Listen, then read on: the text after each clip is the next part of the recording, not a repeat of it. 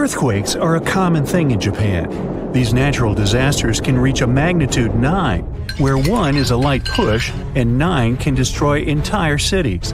This happens because Japan is located on the Pacific Ring of Fire. It's like this. The entire surface of our planet is broken up into about 12 large pieces of the Earth's crust, and they're all moving slowly. In those places where these pieces meet, earthquakes occur most often. Japan is just at the point where the Pacific Plate collides with the plate of the Philippine Sea. This collision happens underwater and creates huge waves, and it could be much worse than just an earthquake. To escape from the water disaster, people built huge walls along the entire northeast coast. Not every earthquake provokes a tsunami. Many tremors occur when the Earth's crust diverges in different directions and creates gaps. It can destroy houses, streets, and forests, but such an underwater earthquake can't cause a tsunami. Huge waves are formed only when seismic activity causes the crust to move vertically up or down. The water pressure shifts at the very bottom, which generates a release of energy.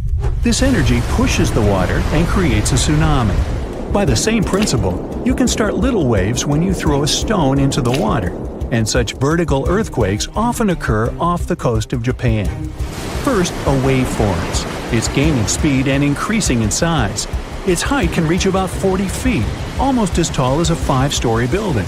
It's approaching the coast and accelerating to 500 miles per hour. This is about the cruising speed of a commercial airliner. Millions of gallons of water weighing thousands of tons are getting closer. And now the wave is reaching the shore and demolishing everything in its path. Houses, trees, cars, nothing can withstand the destructive force of nature. A tsunami that was that strong covered the northeast coast of Japan in 2011. It changed the landscape of the beach and the seabed. These changes are the reason for another dangerous natural phenomenon: underwater vortices.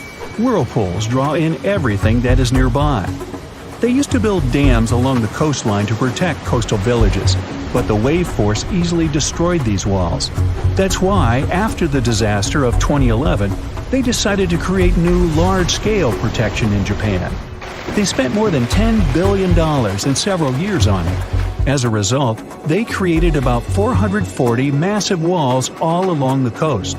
They combined these sections into one large dam, almost 250 miles long and 45 feet high. The construction is supposed to protect the coast against strong tsunamis, but still, the government has moved some coastal villages to higher terrain. They also ban building anything by the shore. Despite the protection it gives them, many locals aren't happy with the wall. It's a huge problem for the fishing industry. The wall blocks access to the ocean, so ships and boats can't dock at the shore. Some people are unhappy that their windows now face the concrete wall instead of the blue ocean. The money spent on the wall could have been spent on moving even more houses. Residents have concerns the wall only creates an illusion of security. A giant wave can crash into it at great speed and break it into pieces. And these concrete parts can cause even more destruction. Some scientists agree with this opinion. Most experts aren't sure the wall won't give 100% protection, but it can help delay the flood, giving people more time to evacuate. In such situations, every minute counts. It's impossible to predict the earthquake occurrence accurately. But when it starts, the sensors can calculate how much time it would take for the wave to arrive at the shore. For example, the last time a tsunami warning was given 5 minutes after the earthquake. Any big wave is moving at great speed and may be very close to the shore. It seems people almost don't have time to save themselves from a tsunami.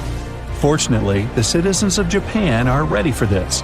They regularly take part in tsunami evacuation drills. They learn how to act correctly during a coming flood. They have a plan of action that can save their lives. All that, along with a wall, increases the chances of surviving a catastrophe. Not only tsunamis are formed around the shores of Japan, the power of water here often meets the power of fire. In 2010, a few hundred miles south of Tokyo, near the island of Iwo Jima, a heavy low rumble came from the depth of the sea. Then a million bubbles moved to the surface. The water started heating up and boiling. Its temperature was so hot that you could poach eggs in it. The hot area grew to the size of a stadium. All this was accompanied by a huge amount of superheated steam filling all the air around. Then pieces of soil came out from the water. At this point, it was all over. The water cooled down, the ocean surface became calm again. On that day, an underwater volcano erupted. No catastrophe occurred, but in 2021, this happened again. Japan's Coast Guard warned of strong volcanic activity in the region. Hot steam and gases from the volcano's mouth burst out of the water and rose into the air to a height of 10 miles, which is about twice as high as the top of Mount Everest. A huge volcano woke up and began to rise slowly from the surface. If you look at this place from above, you can see that it's not just a volcano, it's a whole island shaped like a horseshoe. Seismologists say this volcanic island is just the tip of the iceberg, as they mix their metaphors. There is still a lot of volcanic space under the water. The island fills the air with gas and ash. The sky turns gray. Scientists continue to monitor the volcano, but they don't know what consequences this may lead to. Such eruptions of underwater volcanoes are not uncommon off the coast of Japan, but the event itself is unique. Underwater volcanoes don't explode and don't release lava flows upwards. A huge amount of water above them creates high pressure. As soon as the magma gets out, the water immediately presses it to the seabed. Millions of gallons of lava sink, cool down, and solidify around the volcano. This lava forms a thick layer of Earth's rock. Most underwater eruptions don't cause any changes on the ocean surface, but to make an island appear on the surface, a volcano needs a lot of magma. The next volcanic eruption creates another thick layer of it. Millions of years pass, and flows of lava form mountains. Constant eruptions increase the seabed height. Layer by layer, the cooled lava rises higher and higher, and then one day it appears on the surface and turns into an island. So, in 2013, a small piece of land appeared next to an existing island. Emerging from the water, the volcano began to grow slowly and eventually connected with the island. The area of this island increased by 12 times after 2 years. Vapor is always pouring out of this island, and its surface is filled with super hot lava flows. The volcano behaves unstable, and nobody knows when it's going to calm down. Once, people built a small town on a similar island. This place still exists today. It's located south of Tokyo and is called Aogashima. People are not too worried about the possibility of a catastrophe, despite the fact the last time a volcano erupted here was in May 1785. I wasn't around then. By that time, people had already built a city and lived there. Then, one sunny day, thousands of birds suddenly took off and left the island. Then the ground began to shake. A heavy, low sound came from the island depths. Streams of gas rushed from the top of the overgrown forest volcano. The volcano threw dirt and large stones into the sky. The eruption wasn't quick. It lasted several weeks. More than 200 years have passed since then, and the volcano is still sleeping. They rebuilt the city. Now this place looks like a dream. That's probably the reason why people don't want to leave it. Despite the risk of a new eruption, they continue to live and work here. There are many thermal springs. The island also has rich soil, and the waters around are full of fish. The volcano may wake up at any moment. Fortunately, meteorological and seismological services monitor the volcano activity. So, any guesses? On January 26, 1700, one of the biggest earthquakes in history hit off the coast of the United States. It had a magnitude of 9, which puts it in the top 10 most powerful earthquakes ever recorded. This earthquake triggered a huge tsunami and changed the coastline all the way from southern British Columbia down to northern California forever. Back then, the area wasn't very populated, but thanks to some clever research, scientists figured out exactly what happened that day by looking at old geological records, tree rings, and even some history from Japan. On the same day as the earthquake, a massive tsunami also hit Japan's eastern coast. For a long time, no one connected the two, but in the 1980s and 90s, researchers realized the tsunami in Japan had been caused by the earthquake in the Pacific Northwest. They were also able to pinpoint the exact day, January 26, 1700. They even found old trees in coastal Washington that had all perished around the winter of 1700, which matched up perfectly with the timing of the earthquake. The earthquake came from the Cascadia subduction zone, a fault where the Juan de Fuca plate slides under the North American plate. This fault stretches about 700 miles, from northern Vancouver Island in British Columbia to Cape Mendocino in California. The pressure from the moving plates builds up over time, and eventually, another big, devastating earthquake will hit the same region. It's just a matter of time. By looking at the geological records, past tsunami deposits, and signs of land level changes, scientists can figure out how often these huge earthquakes happen.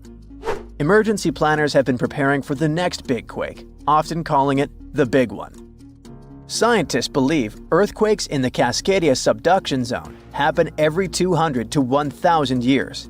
And since the last major one was over 300 years ago, the Pacific Northwest is definitely due for another.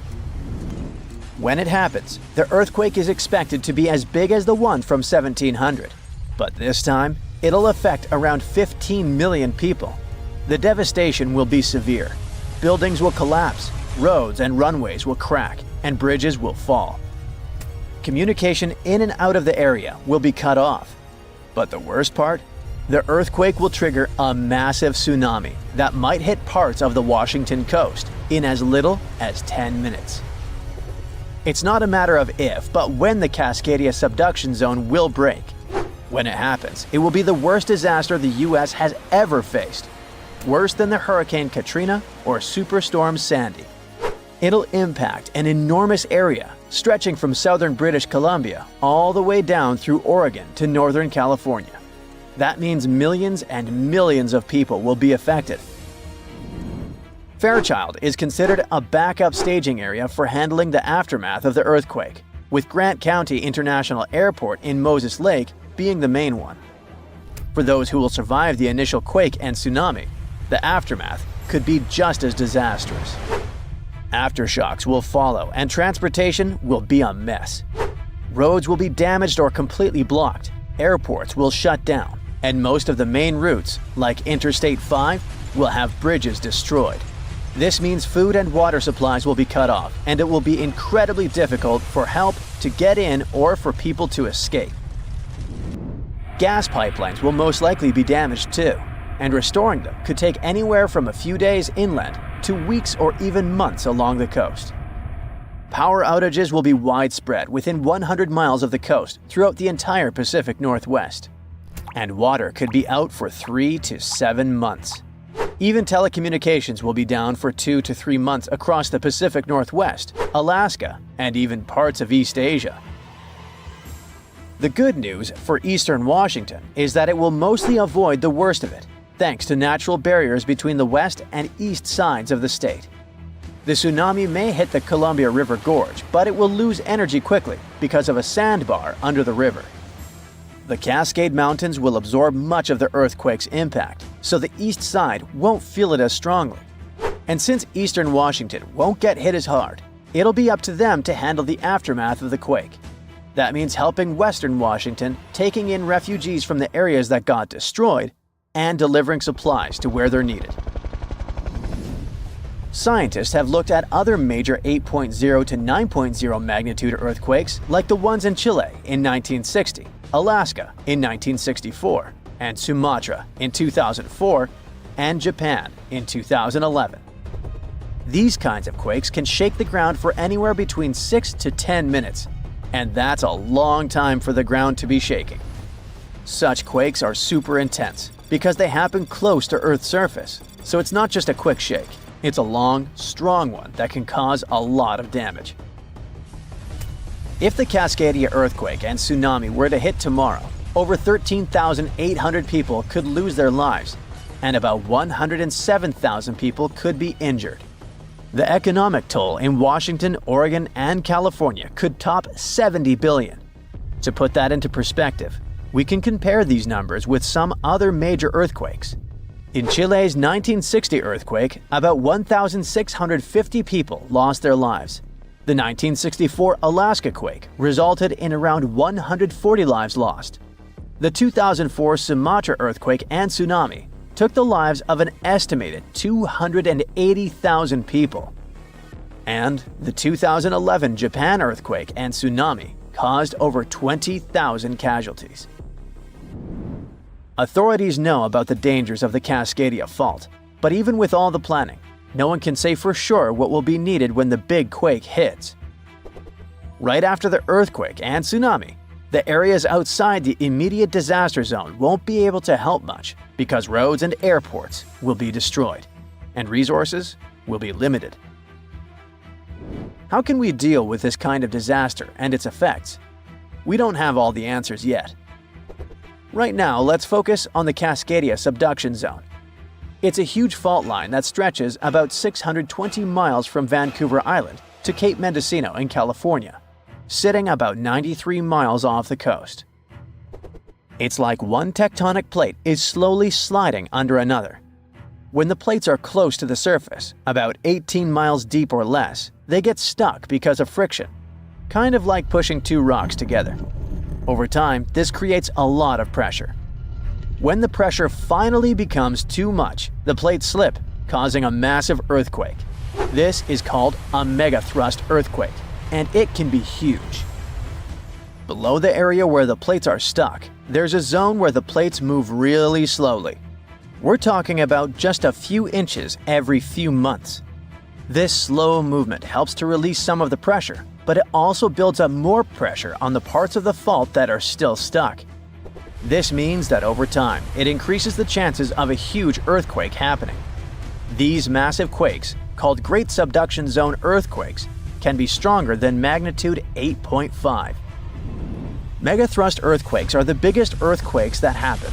They can go over a magnitude of 9.0, which is insanely powerful. Just to put it in perspective, a magnitude 9.0 earthquake releases 1,000 times more energy than a 7.0 and 1,000,000 times more energy than a 5.0. These earthquakes happen when a lot of pressure builds up in a part of the fault that's locked, which means the plate can't move past each other. When that pressure gets too high, the fault finally ruptures, releasing all that built-up energy in one massive shake. The Cascadia subduction zone is super long. That's why if it were to rupture all at once, it could produce a large earthquake. Scientists have studied this region and found that about 18 miles below the surface, the fault is completely locked.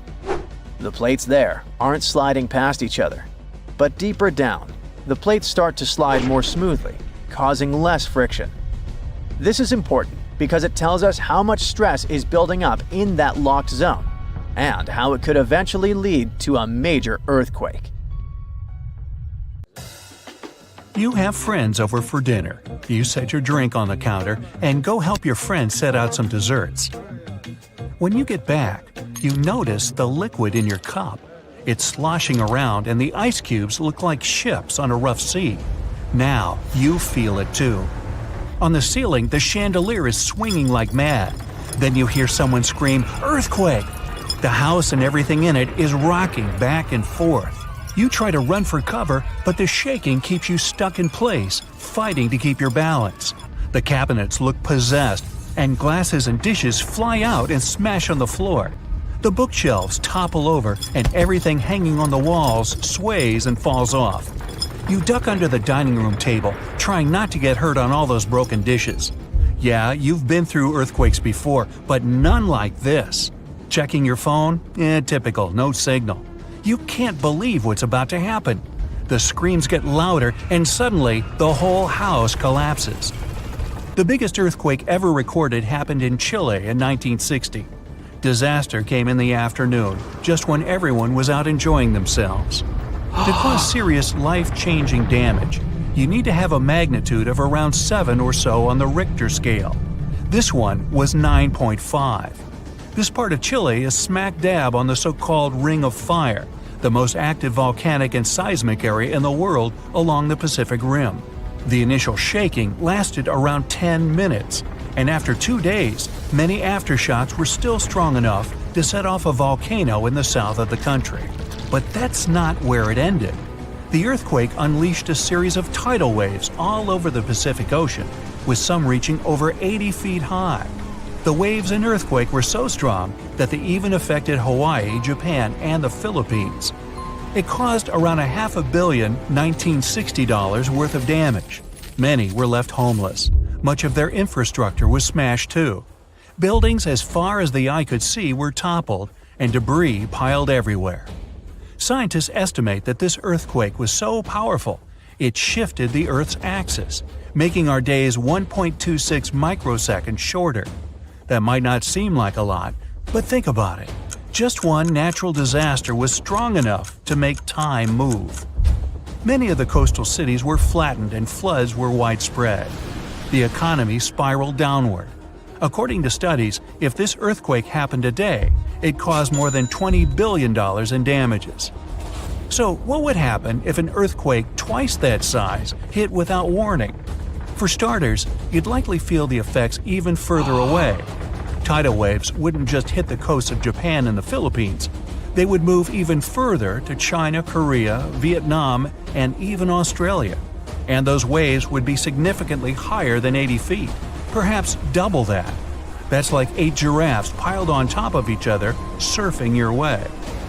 If you lived by the coast, you'd notice the waves. If you saw the water recede way back so you could practically see where all the fish call home, you'd know it was time to run.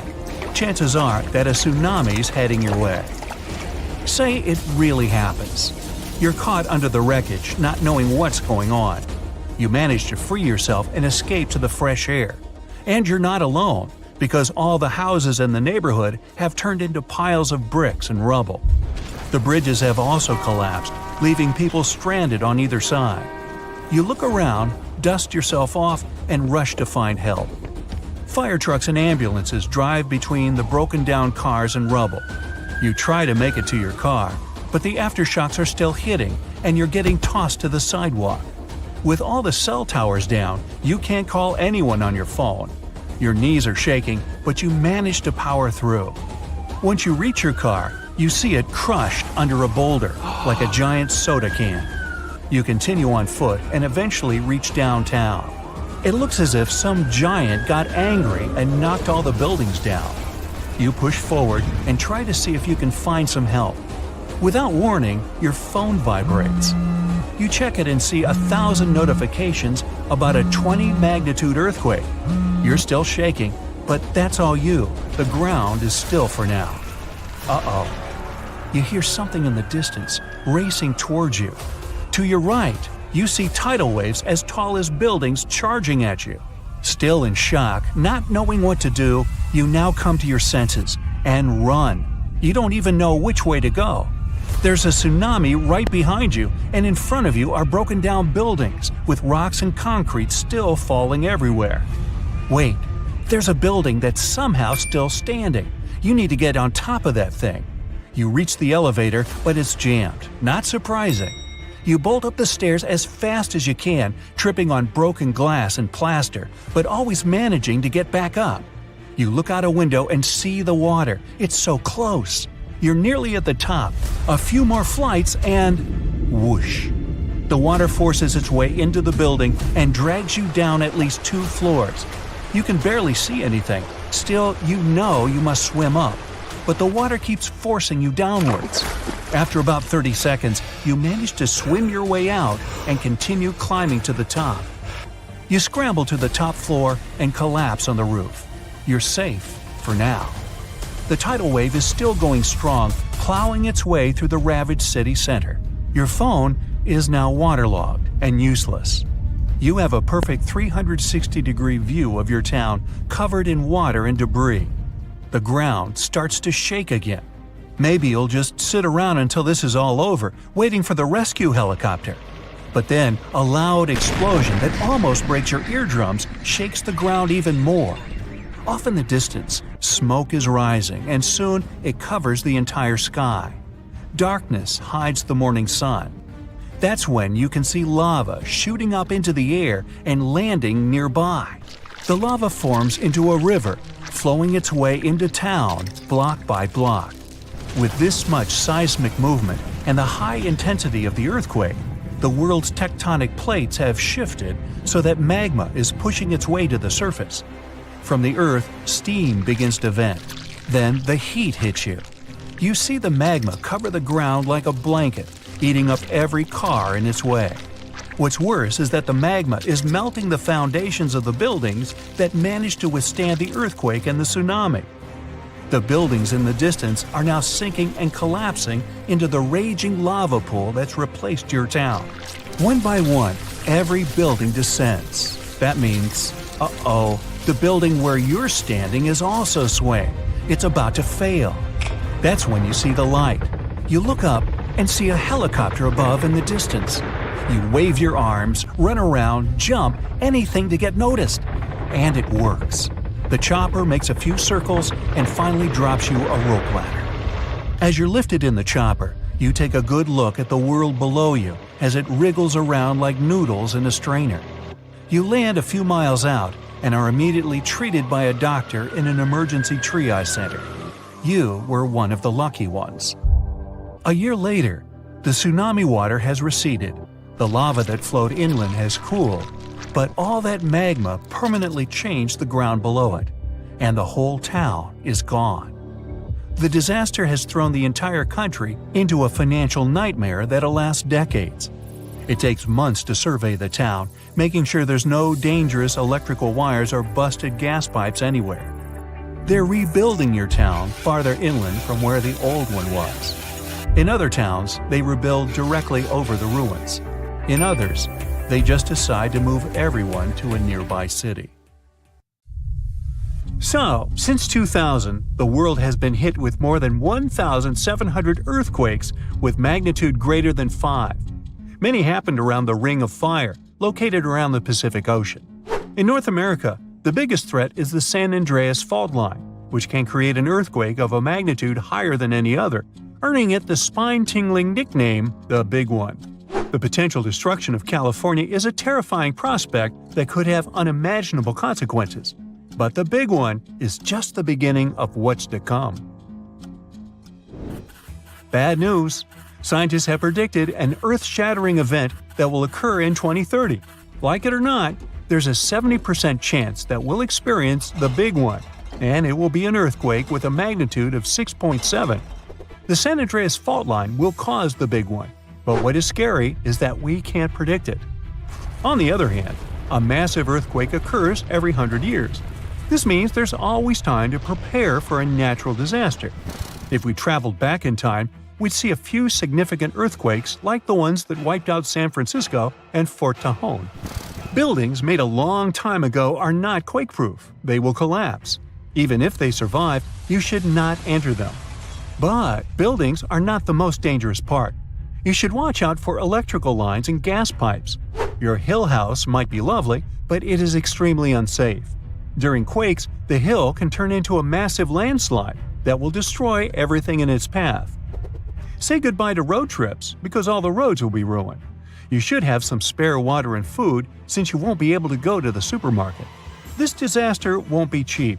It will cost the U.S. around $200 billion to recover from the quake. At least the earthquake will not trigger tsunamis. But there's something that can cause more damage than the big one. The notorious Cascadia subduction zones start in California and ends up all the way in Vancouver, Canada. The San Andreas fault line is nothing compared to this zone. It can wipe the whole coast off the face of the Earth, an example of hyperbole. Subduction zones are tectonic plates forced to be one under the other and constantly pulling apart. One is called the North American Plate, and the other is the Juan de Fuca Plate. Zones like these are not to be messed with, since they are terrifying hotspots for earthquake activity and extremely dangerous because they cause massive underwater quakes. But they are underwater, so what can they do to us? Well, they can cause giant tsunamis, flooding cities, and destroying the coastline. Right now, the most active zone is the Ring of Fire. The Cascadia zone might be less active, but it is like a sleeping beast that can wake up and destroy everything in its path, causing a groundbreaking earthquake. The last time all this stress was released was in the year 1700. Unlike the San Andreas quake, this one will cause massive tsunamis and much bigger shocks. Let's hope you'll be camping in an open field at that time, because most buildings and bridges will likely be destroyed. Also, be ready for the aftershocks, as they'll be devastating. Nature won't be spared either. Landslides will change animals' habitats. Even our homes will be changed forever. Luckily, there is a light at the end of the tunnel, and scientists are doing everything they can to ensure our safety. New rules are implemented. Every new building must be able to withstand massive shocks. They're developing modern warning systems, and every new infrastructure must follow strict quake-proof guidelines. The Juan de Fuca and the North American plates are locked together, but they won't stay like that forever. When they unlock, get ready for a massive shake. The closer you are to the epicenter, the more damage you'll experience. But even if you are lucky to be far away, you may still feel the ground shaking for some time. Now, if we compare the Cascadia subduction zone and the San Andreas fault, we'll see how much more dangerous the Cascadia zone is. In 1994, there was an enormous 6.7 magnitude earthquake in the Northridge area, close to the San Andreas fault. Sadly, many people didn't make it, and some were injured. Back then, buildings were not strong and earthquake-proof, and many of them were damaged. The Cascadia subduction zone can potentially cause a magnitude 9 earthquake. A magnitude 6 quake has the power of around 44 million pounds of dynamite, but a magnitude 9 has the power of 44 trillion pounds of dynamite. The strongest ever recorded quake was in Chile. Its magnitude measured 9.5, and it destroyed most everything. So let's say you've survived the quake, but the struggle is far from over. Soon after, a massive tsunami will strike, with waves that might reach up to 100 feet in some areas. That's so unlike the San Andreas earthquake, which can't produce any significant waves. So say goodbye to your beautiful garden, since salt water will destroy trees and plants, changing the environment for a period of time. The only positive thing will be you won't need Halloween decorations, because all those dried-out trees will resemble a ghost forest. The combination of waves, quakes, and the sheer size of the area will make this natural disaster much more dangerous than any caused by the San Andreas fault or the so-called Big One. A quake similar to this happened around 300 years ago.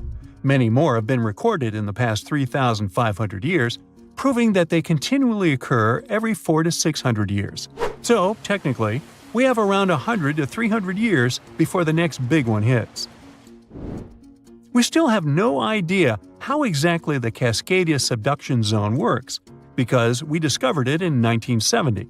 This zone is super scary because it can cause big earthquakes. It was found by accident when researchers studied the Ring of Fire. They wanted to know if this area had caused any trouble in the past years, and the proof was under their noses. In Washington, there is a horror forest where nothing has been growing for years. When researchers tested the soil, they found a tremendous amount of salt. They put 2 and 2 together and concluded that a massive tsunami had been the reason. Experts still didn't know when the forest was destroyed. But Japan kept records of a gigantic earthquake that had a similar effect. It was the one that happened in the year 1700. There is a 1 in 3 chance that the next one will occur in 2050. You must know how to survive the Canadian earthquakes and make it out unscathed, so listen carefully. Those who live in this area have almost no experience with earthquakes like this one. Surviving the quake is relatively easy, but the tsunami coming afterwards is the real danger. After the shake, find the highest ground and go there. Only bring the essentials, like food and water. Yeah, leave your baseball card collection at home. After the first hit, don't try to go down. Seismologists say that most likely there will be a few more waves, and they have proven this. On the 22nd of May, 1960, seismologist Jerry Eston and his 4 friends went to Hawaii to see an expected tsunami that was to happen around midnight. They set up their gear on Wailuku Bridge with an escape route planned. This bridge had been destroyed in the previous tsunami, but the new one was much taller and better. After midnight, the water was 4 feet above the average level. The second wave hit a half hour after midnight, and the water rose another 9 feet by 1 a.m. The water started going down and dropped by 7 feet, but the horror was far from over. Next, they saw a wave that was around 20 feet tall. This shows us that tsunamis are unpredictable, and we should listen to experts to stay safe.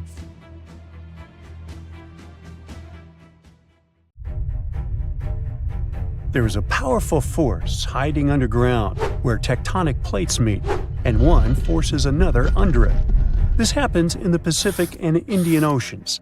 Strain builds over centuries. The tension is unbearable until the megathrust awakens. The Earth shakes with a magnitude that can exceed 9 points, more powerful than any other earthquake. When the seafloor suddenly gets pushed up fast, it sends a huge ripple across the water, and a tsunami of huge force is out. These waves are called teletsunamis, and they cross entire ocean basins, ready to take over coastlines thousands of miles away. The thrust fault stretches over 600 miles. The Earth is not just shaking, it feels like it's tearing apart. This is the power of a megathrust earthquake. Those caught in its path will have to fight for their lives. Japanese authorities recently had to issue their first ever megaquake advisory. It happened because of a strong tremor on the edge of the Nankai Trough ocean floor zone. In the end, most of the warnings were lifted, and there wasn't much damage from the 7.1 magnitude earthquake. Parts of southwestern Japan started to shake, and the superfast trains in Japan slowed down to stay safe, which made travel slower for everyone. But everyone is staying alert as they know about the risk of a megathrust earthquake that could happen within the next few decades in the Nankai Trough. The tectonic plate under the Philippine Sea is slowly sliding underneath the land where Japan is, moving just a few inches every year. The last big earthquakes from this area happened in 1944 and 1946, both with a magnitude of 8.1. These quakes have caused a lot of destruction in the country. The next megathrust earthquake in the region, if it does happen, could be between a magnitude 8 and 9. Scientists still can't agree on how likely this mega earthquake is to happen, but it could be up to 80% certainty. On the other side of the Pacific, scientists from the U.S. Geological Survey have studied a dangerous area along the U.S. West Coast. It's called the Cascadia Subduction Zone, and it stretches from northern California to northern Vancouver Island in Canada. Over the past 14,200 years, there have likely been at least 30 big earthquakes in this region. One major quake happens every 500 years on average. But for a long time now, Cascadia has been quiet, and it worries scientists. They think this might be because the area is locked, meaning the tectonic plates are stuck together and building up a lot of pressure. Eventually, the part of the seafloor could suddenly break and move by several feet. The shaking would be just 5 minutes, but it would create a powerful tsunami as the seafloor shifts that would last for 10 hours. If it happens, it's going to be the worst natural disaster in the country's history, according to experts.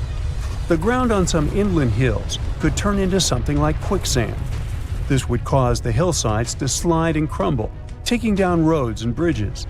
Around 620,000 buildings could be badly damaged or even collapse, including about 100 hospitals and 2,000 schools.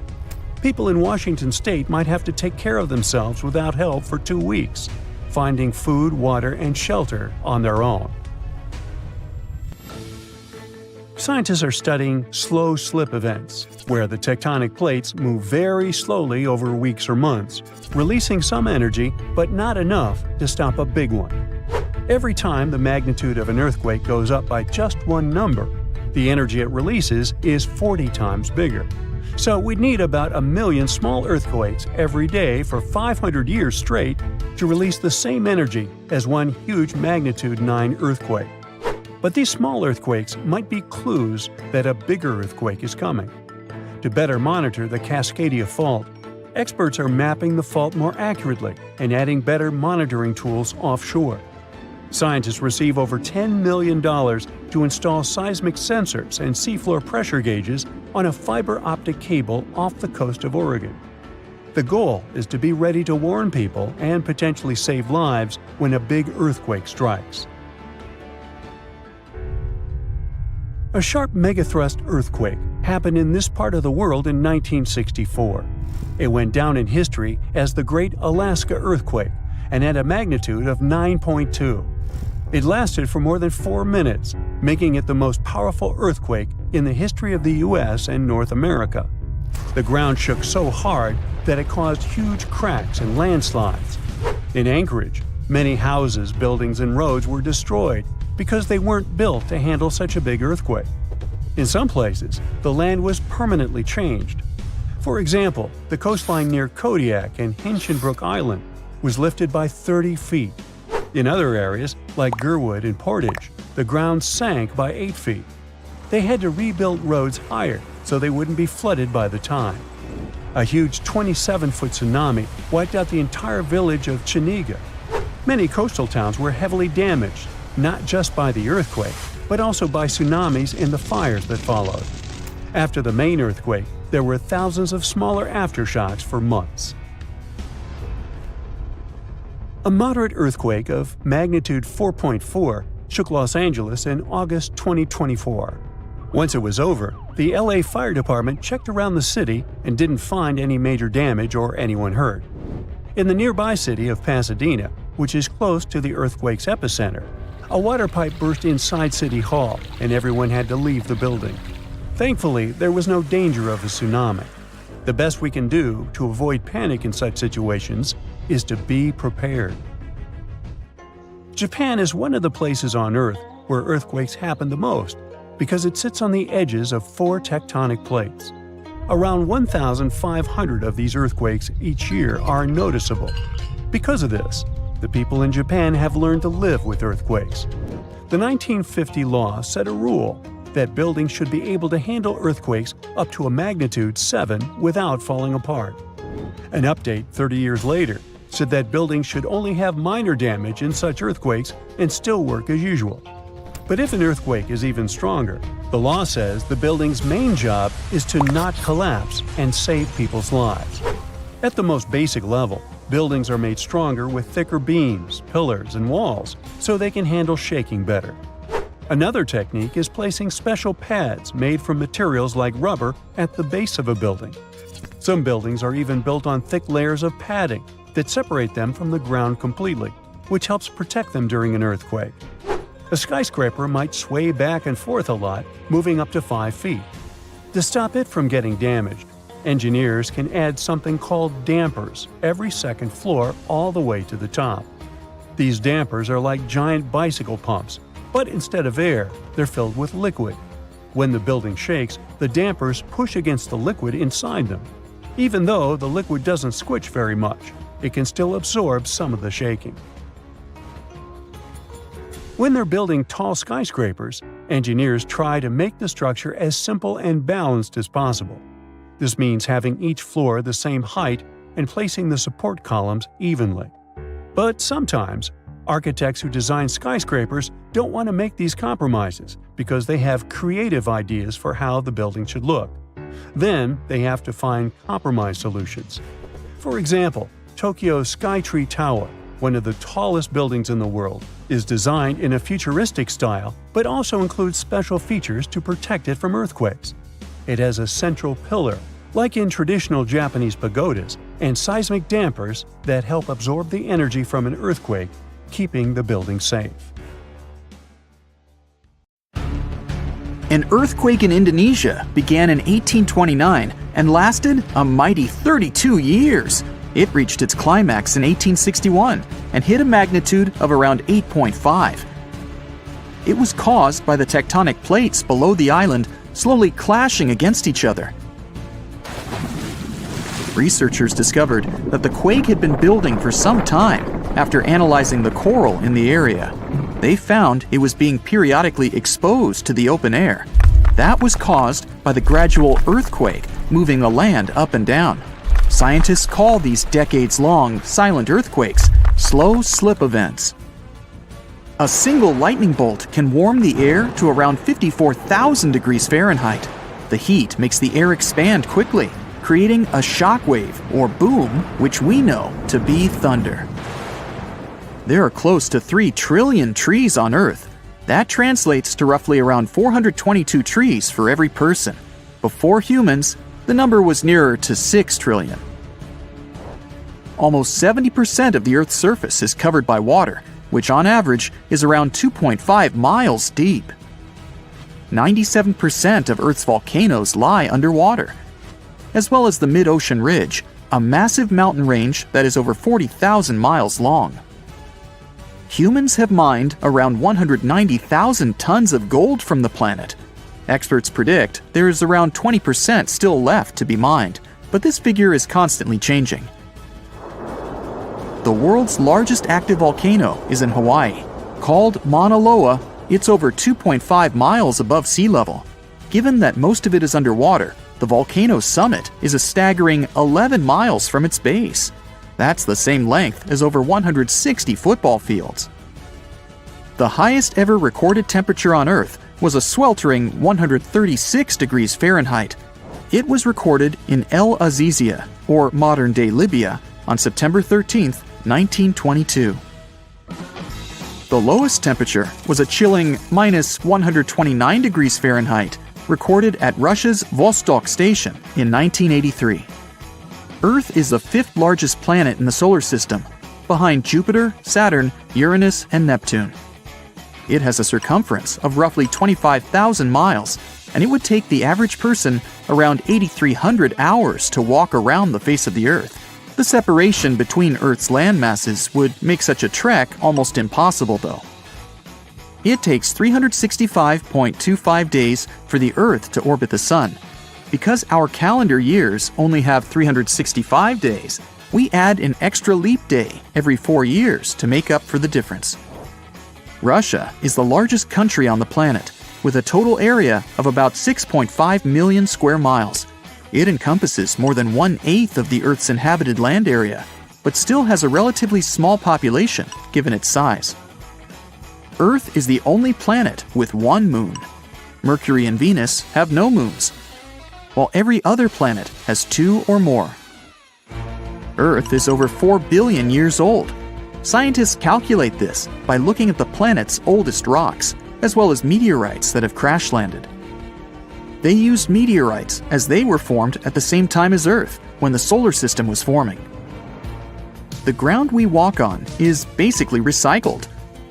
The planet's rock cycle turns igneous rocks to sedimentary ones, then transforms those into metamorphic rocks, and back again. Like Earth, our moon also experiences earthquakes. They're less common and intense than the ones we have, and are caused by tidal stresses.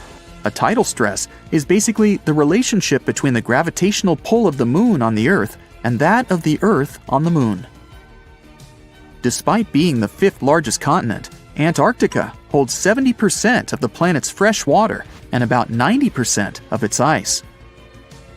Bangkok is the most visited city in the world, boasting 23 million visitors in 2019 alone. Paris, London, Dubai, and Singapore make up the other cities in the top 5. The lowest layer of Earth's atmosphere is called the troposphere and is the reason we have weather. Sunlight heats the planet's surface, which causes warm air to rise up to the troposphere. This air then expands and cools as the air pressure decreases and sinks down, where it is then warmed by the Earth again. Coral reefs are the largest living structures on the planet, with some even being visible from space. Coral reefs hold the most species per area of any of Earth's ecosystems, even more than rainforests. Earth got its name around 1,000 years ago, and it comes from the German word meaning the ground. But there's no evidence to show who actually named it.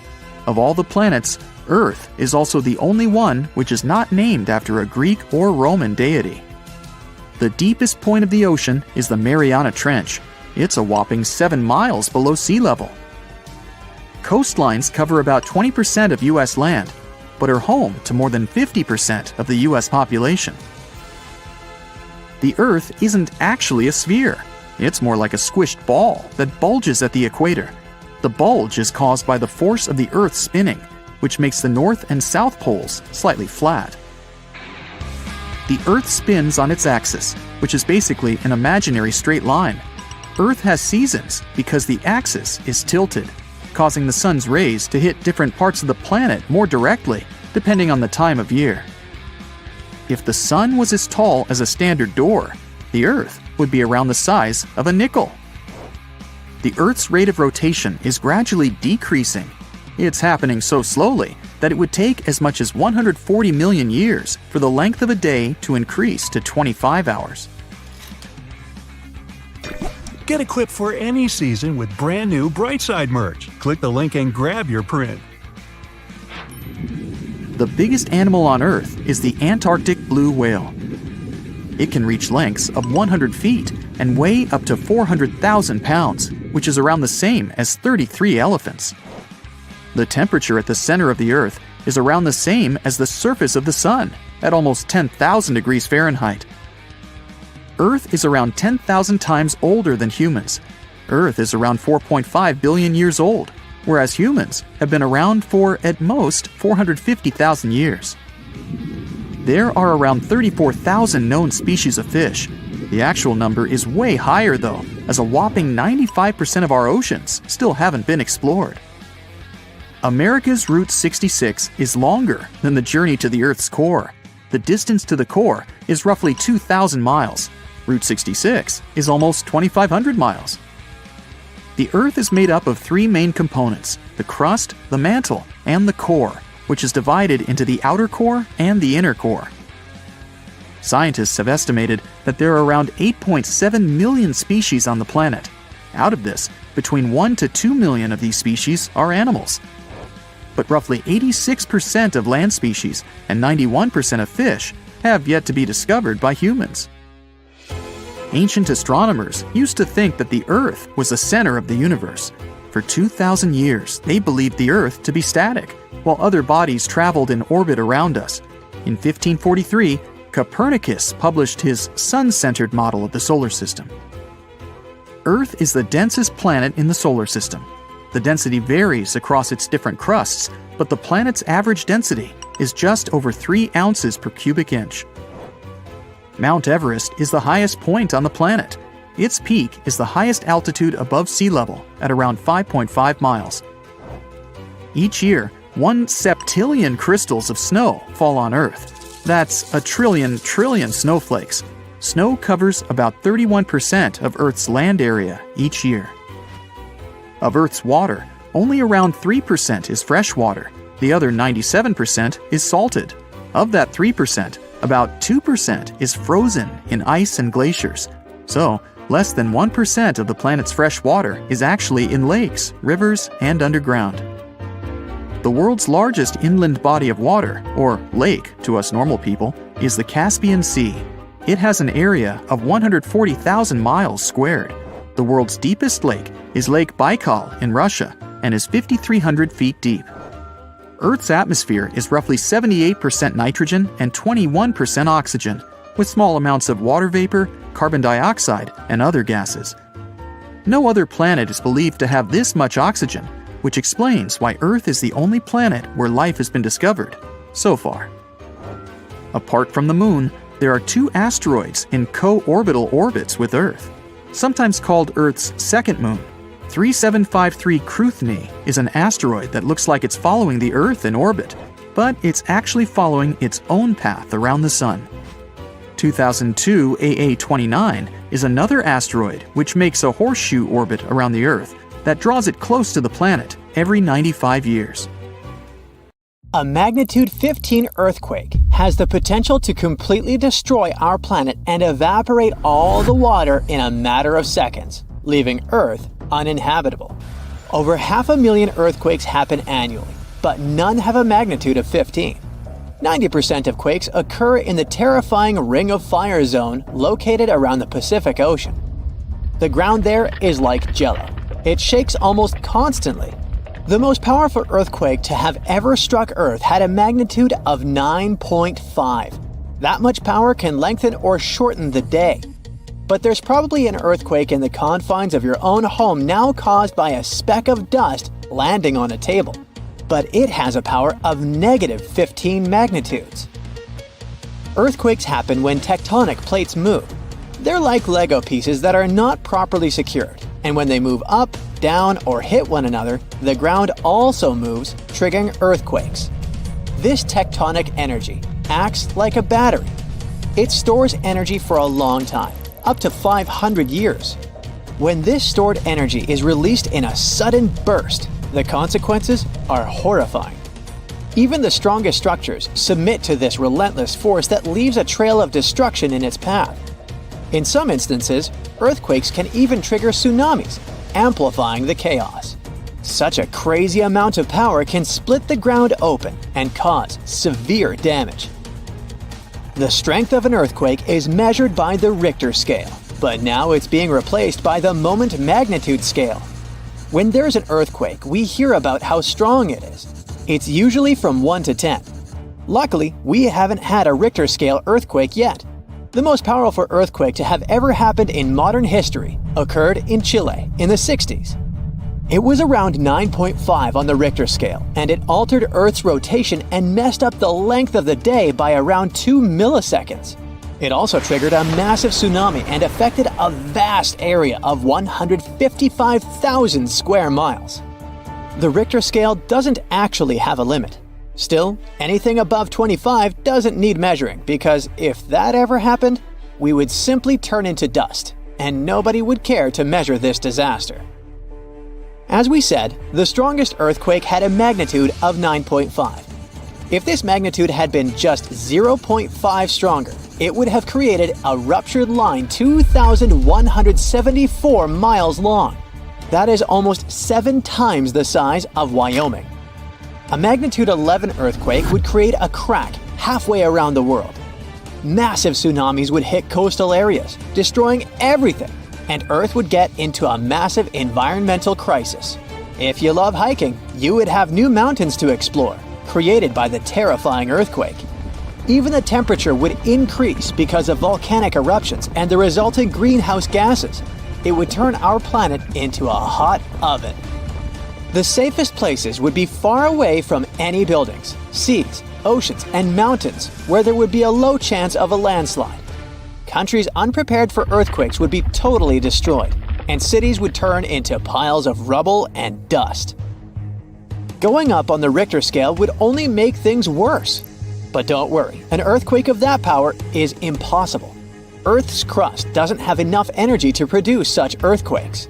But there is something that has much more power and can produce mega earthquakes. Asteroids are powerful enough to destroy our planet, as we all know from the dinosaur era.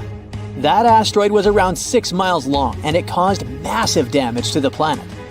It triggered earthquakes that shook the ground constantly for months.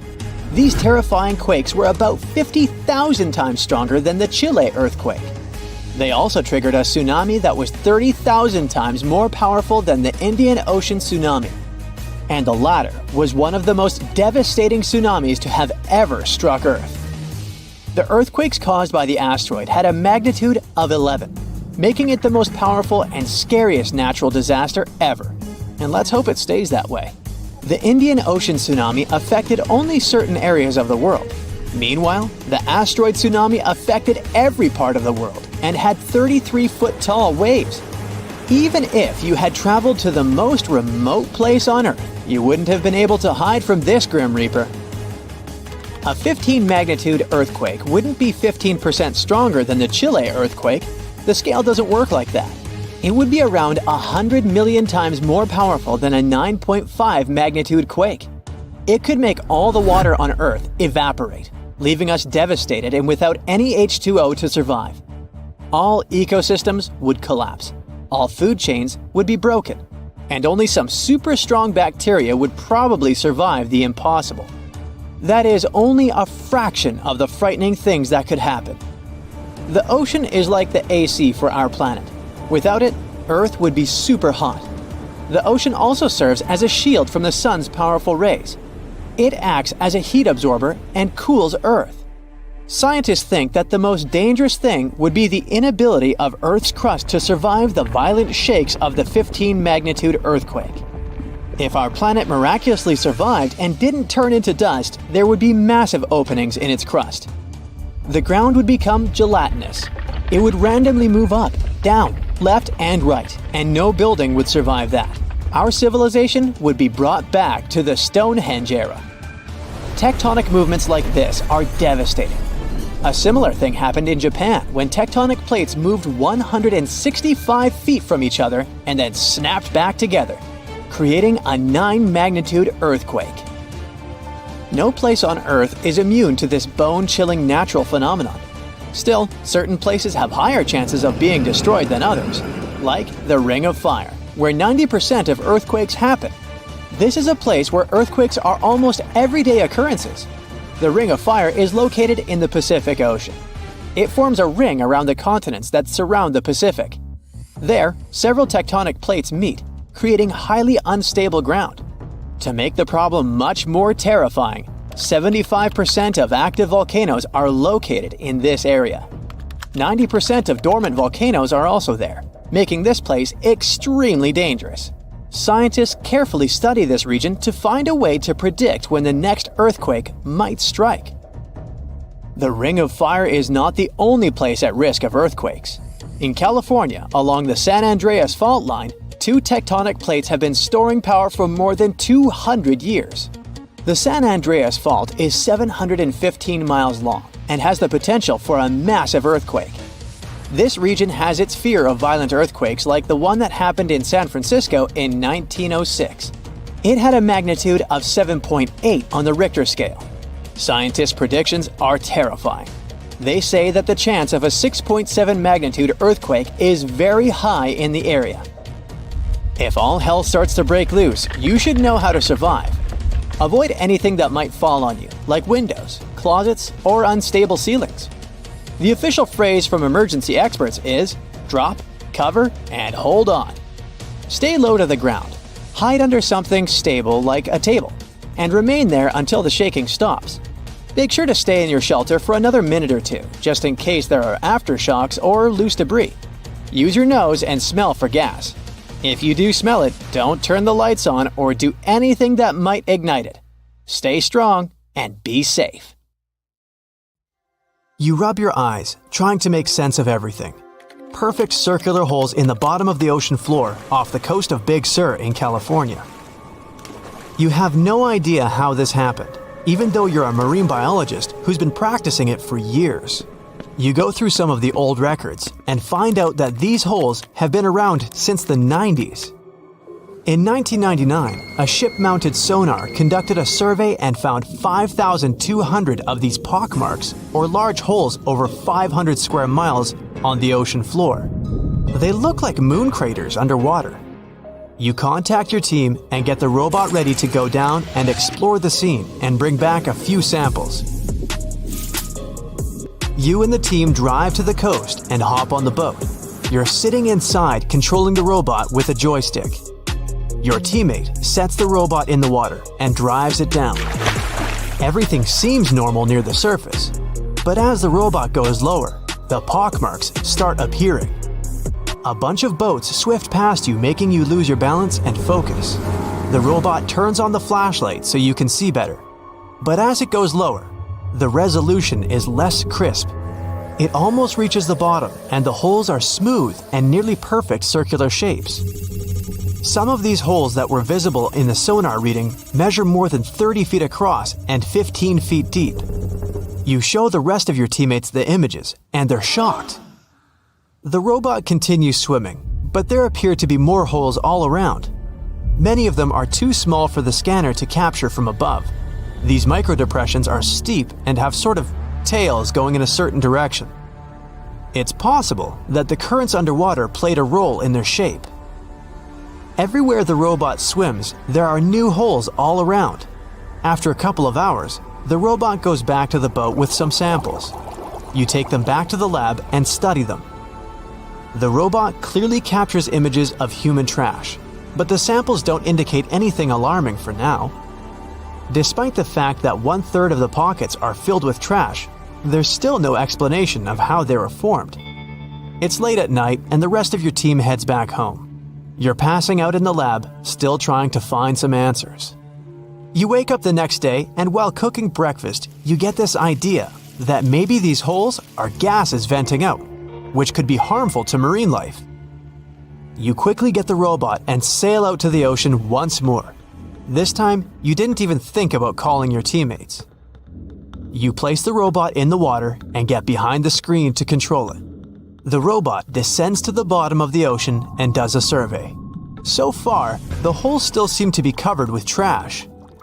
But some of the holes have marine life dwelling inside, like fish and seaweed. After much scanning, it doesn't look like they're producing any bubbles, which means there aren't any gases venting out, but you're determined to find them. After a while, you reach one of those large pockmarks, and the robot starts scanning around. You find some bubbles coming from a source, but the robot can't reach it. It swims around trying to find a spot, but nothing. You bring the robot back to the lab and work on it. You attach some mechanical arms on it that can lift things and move them. You bring the robot back down to the same spot, but the bubbles aren't as frequent as before. You use the arms to move some of the trash and find out that the bubbles are being produced by a group of crabs chilling next to a pile of plastic. Bingo! The bad news is, you still don't have a clue why the microdepressions and pockmarks exist. As you try to control the robot to go back to the surface, an octopus wraps its tentacles around it, pulling the robot down. You struggle with the controls and push it to maximum power, but the suctions of the octopus are too strong to break off. It's a game of tug-of-war with the octopus and your robot. It takes the robot under a pile of trash, thinking it's lunch. But you use the arms to maneuver the robot out and swim back to the surface. You go back to the lab even more confused. The robot has collected more samples for you to study. Your eye is glued to your microscope, trying to figure out what's going on, but nothing. You decide to do a carbon dating test to determine how old these holes are. After a while, you check out the results and are even more stunned than before. They show that the holes are around 400,000 years old, so it's likely that human trash wasn't the cause for all this. You pull many all-nighters trying to figure out the truth. You gather your team once more and hold a small press conference about this. You claim that this may be something we should be extremely worried about, but you still can't tell them more than what you know. With all the brain work put together, you find out that the large pockmarks haven't changed or been active for more than 50,000 years. The newer holes were most likely created by human trash settling in the bottom of the ocean floor. The marine life gathered some of this trash like plastics and discarded fishing gear and created homes for themselves. This is why around 4,500 of the holes are newer and have trash in them. But it still doesn't answer why the holes appeared in the first place. You're back to square one. The only way to see what's really going on is to clear up the trash from underwater and study them. The story makes headlines in the local community and catches the attention of a cleanup crew. You organize a trip to the ocean and begin the extraction of all the trash. Many cleanup boats arrive and everyone drops down a net to collect the trash. You send down the robot once more to make sure the nets are hitting the right spot. As most of the trash is being collected, many marine life animals scramble and try to find a way to escape. Everyone makes sure not to hurt them. After a couple of weeks, all the holes are cleared up from the trash. You do another sonar scan from the surface and can see the holes clearer than before. But you still don't have an answer for this. You do some more research trying to see if any other holes appeared around the world. On the other side of the country is a mysterious blue hole off of Florida's Gulf Coast. You catch the nearest flight to Florida and make an appointment with the scientist in charge of the expedition. Blue holes are underwater sinkholes that open below the seabed. Just like on the surface, the underwater world also has sinkholes. This one is called the Green Banana and is 150 feet below. And the hole is 435 feet deep. You dive with some special gear with the rest of the team to a barren ocean floor, and the hole is right there in front of you, looking like an oasis in the desert. You and the rest of the scientists are surprised by the diverse marine life dwelling within. Some sea turtles swim past you, and even sharks. These ones don't harm humans. Halfway through, you reach a narrow path, which makes it difficult for humans to pass through. But everyone is careful. There are corals, sponges, mollusks around the corner. You collect some samples and go back to the lab. Blue holes in general are richer in nutrients than barren lands and host plenty of unique marine life. They're quite common and don't pose any sort of threat to anyone. After making the connections, you don't think the holes off the coast of California have anything to do with blue holes. The mystery goes on.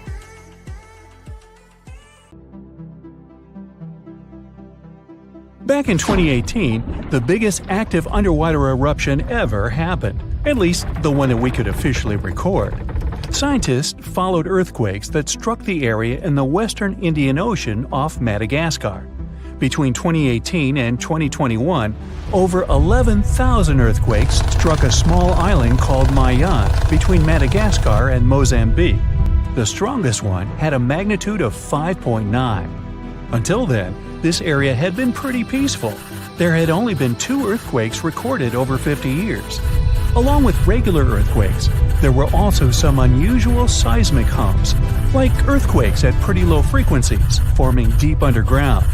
People couldn't feel those hums at the surface, but researchers around the world discovered them and realized they were related to volcanic activity no one actually noticed coming.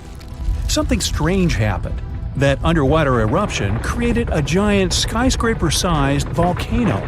This new underwater volcano turned out to be around 1.5 times the height of One World Trade Center in New York, and almost 10 times bigger than the Statue of Liberty. The area where it appeared had been explored in 2014, but it was almost flat, peaceful, and empty back then. Now, there is an actual volcano nearly 8,500 feet below sea level. The volcano gets its magma from a super profound reservoir located nearly 34 miles underground. It's the deepest reservoir of volcanic magma that we know about.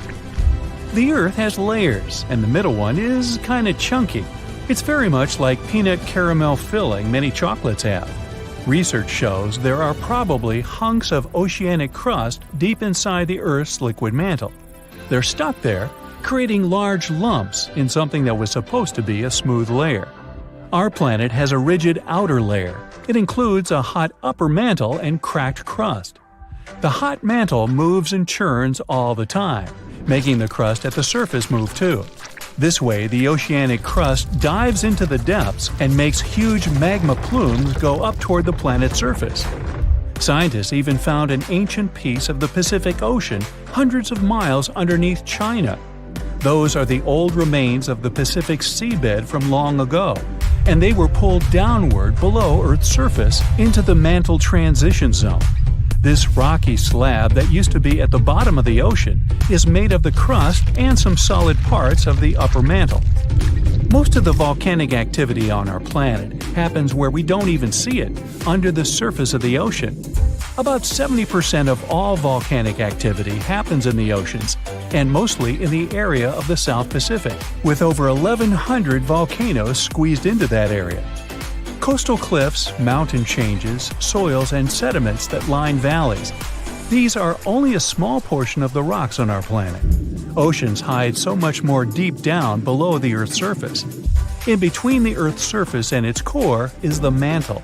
It's a warm, thick layer of rock that moves and flows constantly. Some hundreds of miles below, there's a place where diamonds grow. As they form, they go through high temperatures and pressure, after which they eventually freeze. That way, when they arrive at the surface, scientists can explore their structure, find out how they formed, and understand better what's going on in the depths of our planet. Thanks to diamonds, they realized the mantle was very wet, and it possibly contained much more water than all the oceans on Earth. Our planet is eating up its own oceans. As its tectonic plates move, dive, and go beneath one another, they drag huge amounts of water into the Earth's interior. The water beneath the surface of our planet can help with developing magma and lubricate faults, which actually makes earthquakes more likely to happen. Water is actually stored in the minerals. It gets incorporated into the planet's crust when new oceanic plates form. They go through the process of bending and cracking as they grind under other plates, and huge amounts of water then go deep into the crust and mantle. Scientists research an area that's 18 miles under the surface. They realize these zones pull 3 billion teragrams, which is more than 2 billion pounds. Any ocean is like a whole new world. There are incredible sceneries below the surface, magnificent waterfalls, lakes, and rivers. There are thick layers of salt beneath the seafloor, and rivers and lakes form because seawater goes through those layers and dissolves them, creating something that resembles pools. The dissolved salt makes the surrounding water denser. That water then settles there, which eventually forms underwater lakes or rivers. But there are also mountain chains, trenches, canyons. There's a canyon in the Bering Sea with more than 8,500 feet of vertical relief. This makes the Grand Canyon look way smaller than it is, since the underwater canyon is nearly 2,500 feet deeper. Deep parts of the ocean are really cold. The temperature of the water can be about 40 degrees, but at the bottom, water can get boiling hot. There are hydrothermal vents in the seafloor. Those are the hot springs located at the edges of tectonic plates. The water they release can reach a temperature of up to 750 degrees Fahrenheit, but the pressure at such depths is very intense. So intense, no human being can handle it. Still, it's the pressure that keeps the water from boiling. Ocean depth is on average 2.3 miles. Light waves can still enter at 3,280 feet, even though it's in a very small amount. So all the mysteries hidden below that point remain in total darkness.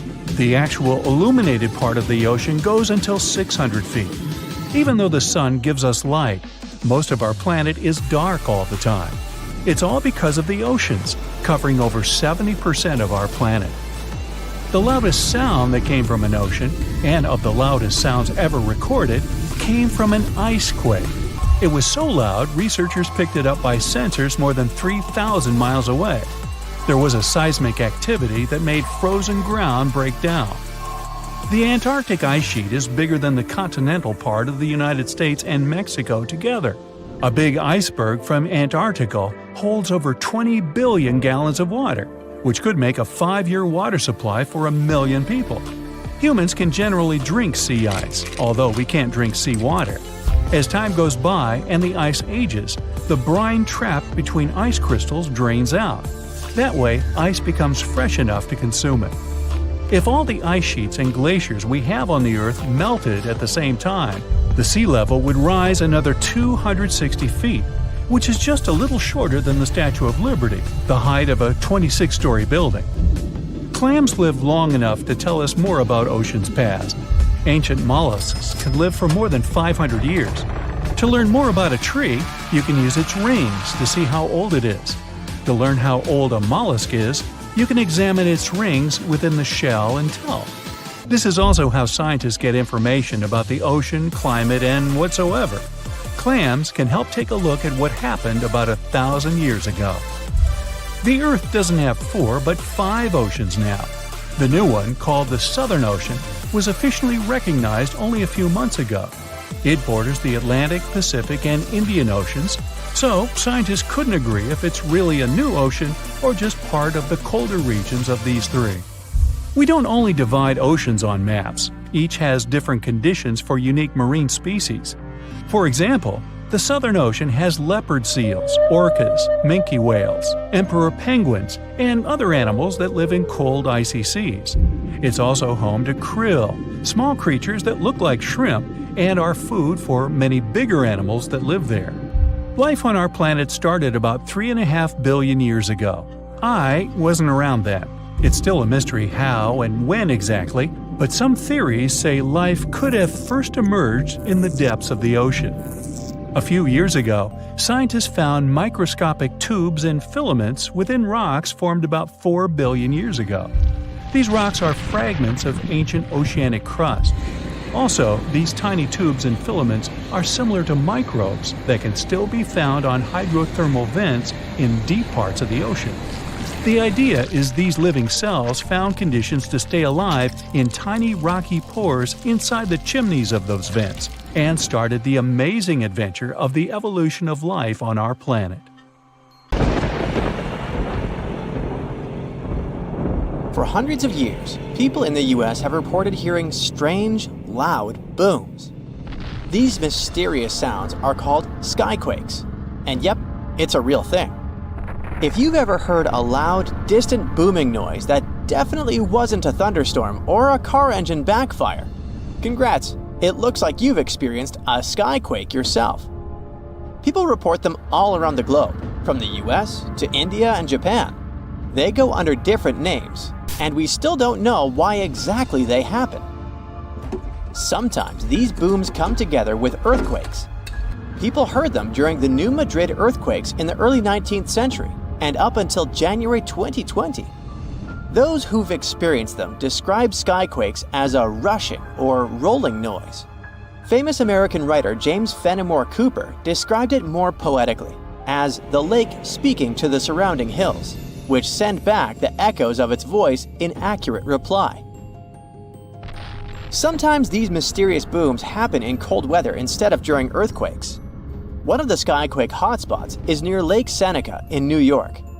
They call them the Seneca Guns. The booms can be so loud that they shake windows and doors. Back in August 1886, after an earthquake in Charleston, people heard these noises for several weeks, happening at the same time as many aftershocks from the earthquake. In 2020, scientists from the University of North Carolina looked at old news pieces, especially from North Carolina, where people have often reported these sounds. They hoped to match the noises with earthquakes data, but they didn't find any link between the sounds and earthquakes. One of the researchers said they believe the noises are happening in the air, not underground. The team looked at infrasounds, which are low-frequency noises that humans can't hear. They found signals lasting 1 to 10 seconds that matched the times when people reported hearing the booms, but nothing is certain here. Some people think that solar flares, underwater tsunamis, or caves collapsing under the sea cause skyquakes. Others believe the sounds come from planes making loud sonic booms. But that doesn't explain old records of skyquakes from the past before planes were even invented. Some scientists think a type of meteor called a bolide causes these booms. These meteors blow up when they hit Earth's atmosphere. If this happened above thick clouds, the sound would get louder and travel far, but we wouldn't find anything on the ground. Another idea is that gas might be escaping from the bottom of deep lakes, like Lake Seneca. If you think skyquakes are bizarre, let me introduce you to fog bows. They also go under the name of white rainbows, ghost rainbows, or cloud bows. They form in a similar way to regular colorful rainbows, but are much wider. Rainbows happen when there are big raindrops in the sky, and you can always spot them on the opposite side of where the sun is shining. Fog bows are made by tiny droplets in fog, or clouds, instead of big raindrops, and they also appear opposite the sun. If you want to see a fog bow, you need to look for it in a thin fog when the sun is bright. You might catch one when the sun starts to shine through the fog, or if you're near the ocean where fog often forms. Because the water droplets in fog are so tiny, fog bows don't have bright colors like rainbows. They might even look all white, or just have faint colors. Some fog bows are hard to see at first because they blend into the mist, but once you spot them, they're easy to recognize. The next rare weather phenomenon you gotta watch out for is thunder snow. You guessed it right, it's a special type of thunderstorm that happens during a snowstorm. Unlike regular thunderstorms that often strike in the spring and summer, thunder snow is much rarer because it happens in the strongest winter storms, like big blizzards, and at the same time needs warm air, which isn't a frequent combo. So, for thunder snow to happen, there needs to be moisture in the air, some instability, and something to lift the air like rising winds. Just like in normal thunderstorms, lightning can appear when you hear thunder. Thunder snow lightning usually goes from cloud to cloud instead of hitting the ground, and the thunder sounds different too, more like a low rumble instead of a loud boom, because the snow muffles the sound. You aren't so likely to get struck by it, but it's still important to stay inside when you hear thunder to stay safe. Northern Lights fans, this one is for you. Scientists noticed a new kind of glow in the sky that looked like a purple streak. They nicknamed it Steve as a joke, but later gave it a more scientific name: Strong Thermal Emission Velocity Enhancement, Steve for short. Steve is actually a fast-moving stream of super hot gas that always moves west and only shows up before midnight. They wondered if something like Steve could happen after midnight, but moving in the opposite direction. And now, scientists think they found the anti-Steve by looking at data from a research station in Norway. In December 2021, they took a picture of a bright purple streak stretching for 620 miles in the sky, and it only appeared after midnight. Satellites from the European Space Agency also measured the conditions in this part of the sky and found that the ions were moving eastward. Steve's late-night twin hasn't been officially named yet, but it would be cool if it was called SAM, which is short for Steve after midnight. If you've ever seen snow on a sunny day when falling from the sky without a single cloud, it must have been diamond dust. It's a special kind of weather with millions of tiny ice crystals forming close to the ground. These ice crystals float slowly in the air, kind of like how dust floats in your house. When sunlight hits these crystals, they sparkle like diamonds. Unlike regular snow, diamond dust can fall from a cloudless sky, which is why they sometimes call it clear sky precipitation. It happens because of temperature inversion. Normally, it gets colder as you go higher up from the ground. But in a temperature inversion, the cold air stays near the ground, and warmer air sits above it. The warm air has more water vapor, and when it mixes with cold air near the ground, it turns directly into ice crystals, and diamond dust is born. For this to happen, the air near the ground has to be really, really cold, way below freezing temperature. Diamond dust can fall for days, but it's so light that it usually doesn't pile up on the ground like regular snow. A fall streak hole, also known as a hole punch cloud, is next on our list. This big circular or oval-shaped gap sometimes appears in certain clouds. These types of clouds float high up in the sky and are often made of tiny water droplets that are colder than freezing, but they haven't frozen yet. These special water droplets are called supercooled, and they need a reason to freeze.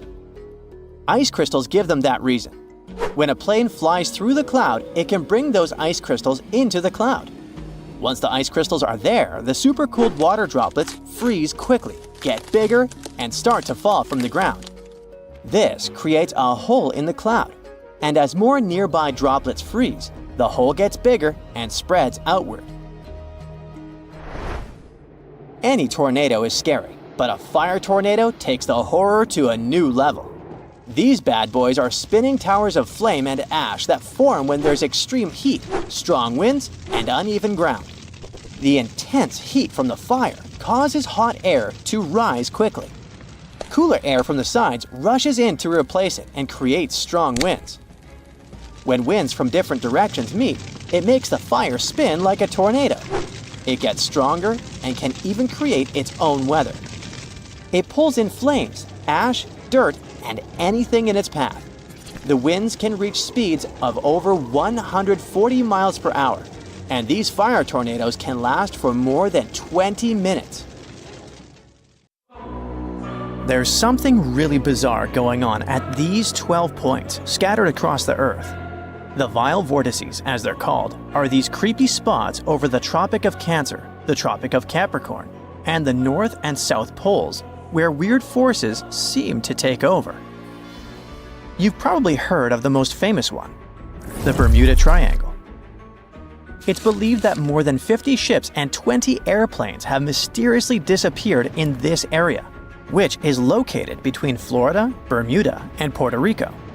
But what most people don't realize is that the Bermuda Triangle actually has 11 siblings, and these other spots can be even more terrifying. Let's start with Mohenjo-Daro. This was a thriving city located in what is now Pakistan.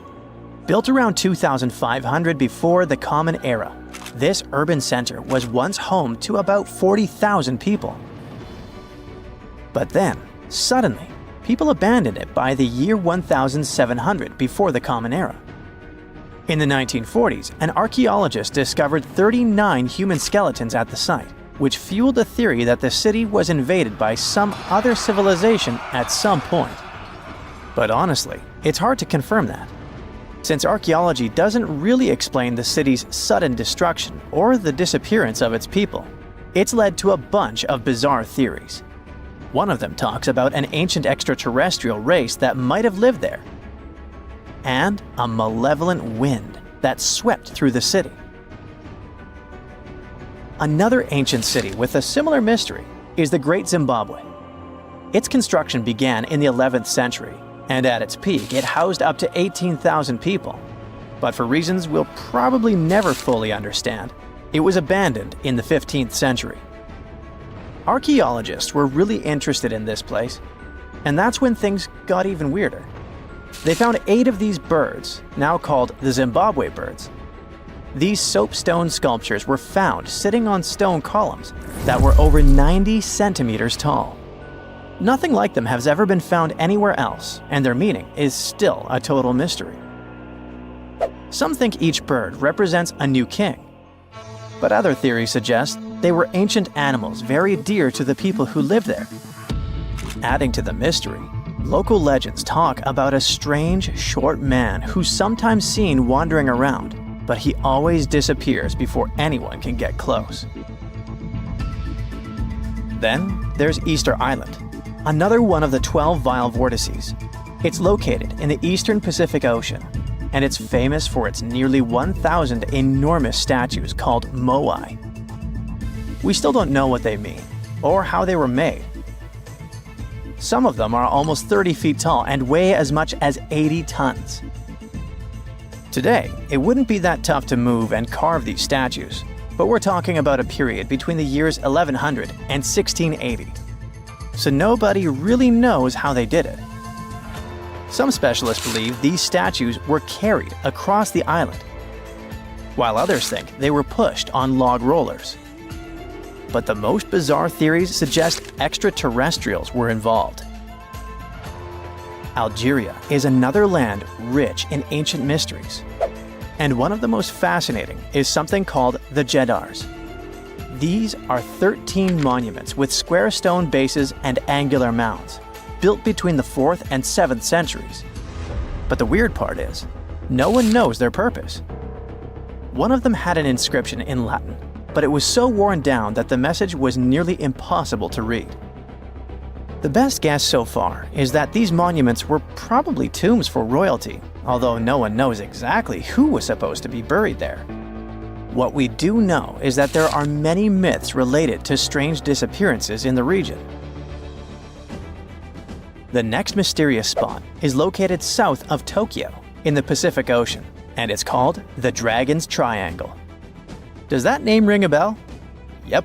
Just like the Bermuda Triangle, this area is known for strange disappearances of airplanes and ships. One of the most chilling stories dates back to 1945, when a plane allegedly vanished. The pilot supposedly sent a radio transmission right before the aircraft disappeared, claiming that something strange was happening in the sky, like it was opening up or something. While this story is definitely eerie, the truth behind it and many other Dragon's Triangle legends is still up for debate. If you type Hamakulia volcano into Google Earth, you'll find it located in Hawaii's Ring of Fire. But this place is so shrouded in mystery that it's hard to find much information about it. Some legends speak of unusual electrical energy being detected in the area, and there's even a story about an eyewitness who claimed to see a plane flying over it totally disappear from the radar. Another eerie spot is the South Atlantic Anomaly, which is an area on Earth where natural radiation flows out of control. While this doesn't affect our daily lives on the surface, it has a pretty big impact on Earth's atmosphere. The radiation there is so intense that it can knock out the onboard computers of spacecraft and interfere with the data collected by satellites passing through the area. To deal with this, specialists had to add an additional shield to the International Space Station.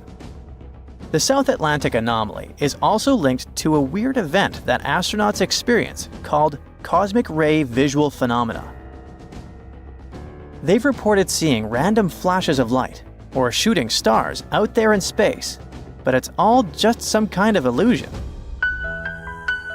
From wild radiation to strange seismic activity. The Wharton Basin in the Indian Ocean is a place known for unusual tectonic events. In April of 2012, a massive earthquake measuring magnitude 8.6 hit the region. This was considered the largest intraplate earthquake ever recorded, meaning it happened within a tectonic plate rather than at its boundary. This caught the attention of scientists, who now speculate that the region might be forming a new boundary between the Australian and Indian plates. But for now, this is all still one big mystery. Now let's head to the Pacific Ocean. More specifically, to the New Hebrides Trench. This submarine trench is about 750 miles long and 45 miles wide. It formed when the Australian plate slid under the New Hebrides plate. There's no doubt that this is one of the creepiest and deepest spots in the ocean. The danger isn't just down in the deep sea either, as this trench has been connected to several earthquakes that affected New Caledonia and Vanuatu.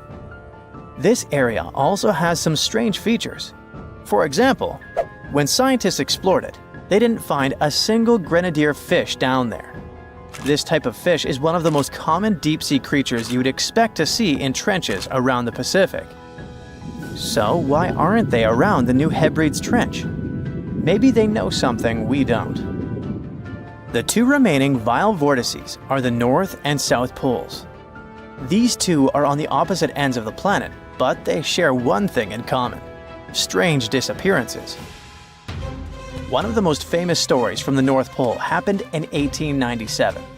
3 brave explorers set out on a journey to reach the North Pole using a hot air balloon. But they never completed their mission. Their mysterious disappearance remains one of the most intriguing, unsolved mysteries in the history of Arctic exploration.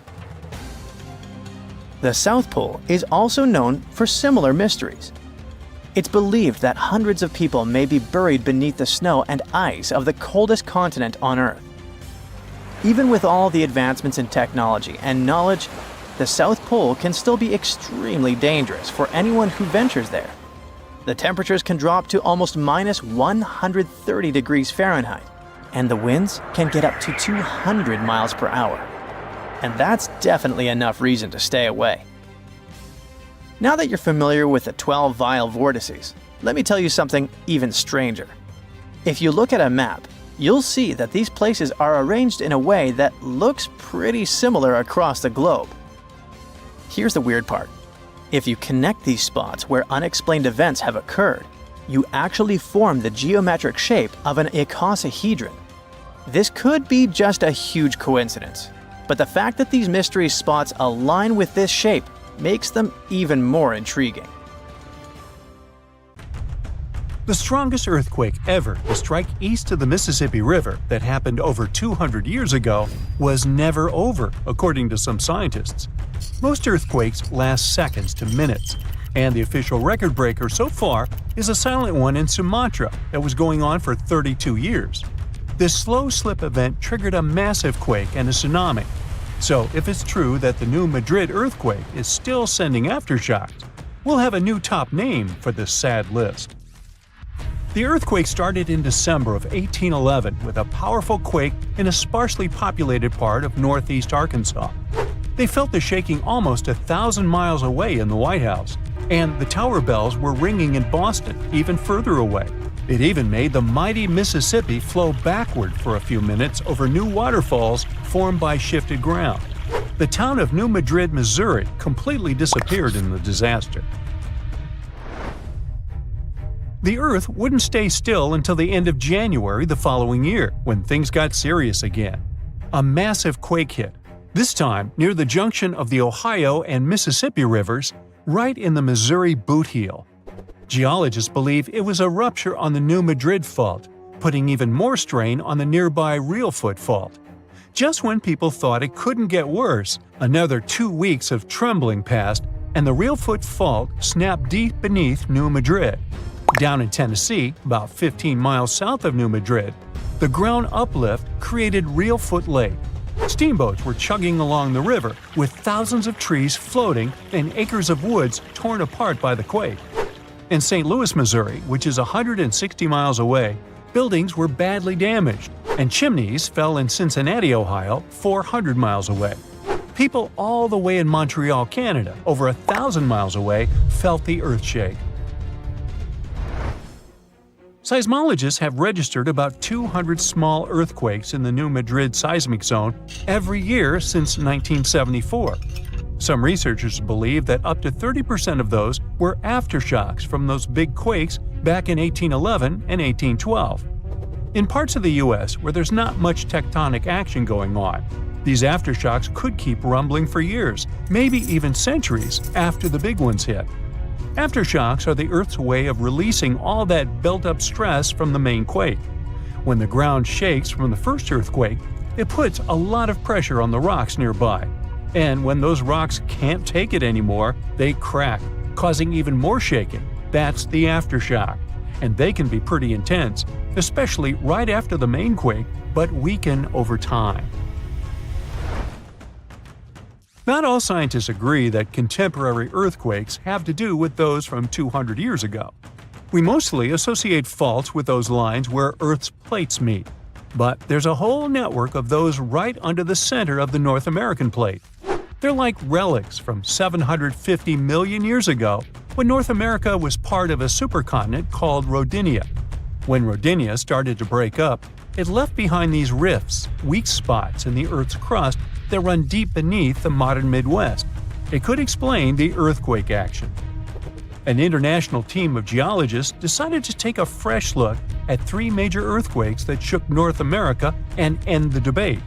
They used a new math method called the nearest neighbor. It says that if earthquakes are too close in space, time, and magnitude to be independent background events, then one is assumed to have triggered the other. Depending on how you look at the numbers, somewhere between 10 to 65% of the recent quakes in the region could be aftershocks of those historic earthquakes. And a huge quake that hit Charleston, South Carolina at the end of the 19th century might explain up to 72% of the earthquakes in the area since then. But not all places are the same, so the scientific debate continues. In 1774, British explorer James Cook noticed a glow in the distance. It was the volcano of Mount Yasur in Vanuatu. This bad boy had been spewing lava and ash ever since, and is quite likely that it's been doing that for way longer. The volcano has been sitting at alert level since October 2016, which means things are really unsettled around there. They've even marked off a 2,000-foot radius around the crater to keep people safe. There have been low to moderate outbursts, shooting out ash, gas, and steam, and some bigger blasts throwing stuff outside the crater. Satellite images have picked up on some hot spots of sulfur dioxide plumes, showing that Yasur is still cooking up a big storm down there. Stromboli, one of the volcanic islands near Sicily, officially has the Guinness World Record as the longest continuously erupting volcano. It has been putting on a fiery show for over 2,400 years straight. Ancient sailors nicknamed it the Lighthouse of the Mediterranean. Most of the time, Stromboli's just spitting out spatter, but every now and then it throws in some lava flows or shoots up some moderately high fountains. Sometimes you might even catch a glimpse of steam-driven outbursts. Over 200 million years ago, the world went through a major makeover, with not one, not two, but 4 massive volcanic eruptions changing the game. It all happened in Rensselaer, a large chunk of island that used to be a supermassive volcano stretching across what's now British Columbia and Alaska. This volcanic activity might have helped dinosaurs grow from cat-sized critters into giants we saw in Jurassic Park. It kicked off a 2-million-year rainy season. It made the whole world hot and humid, and the dinos just loved it.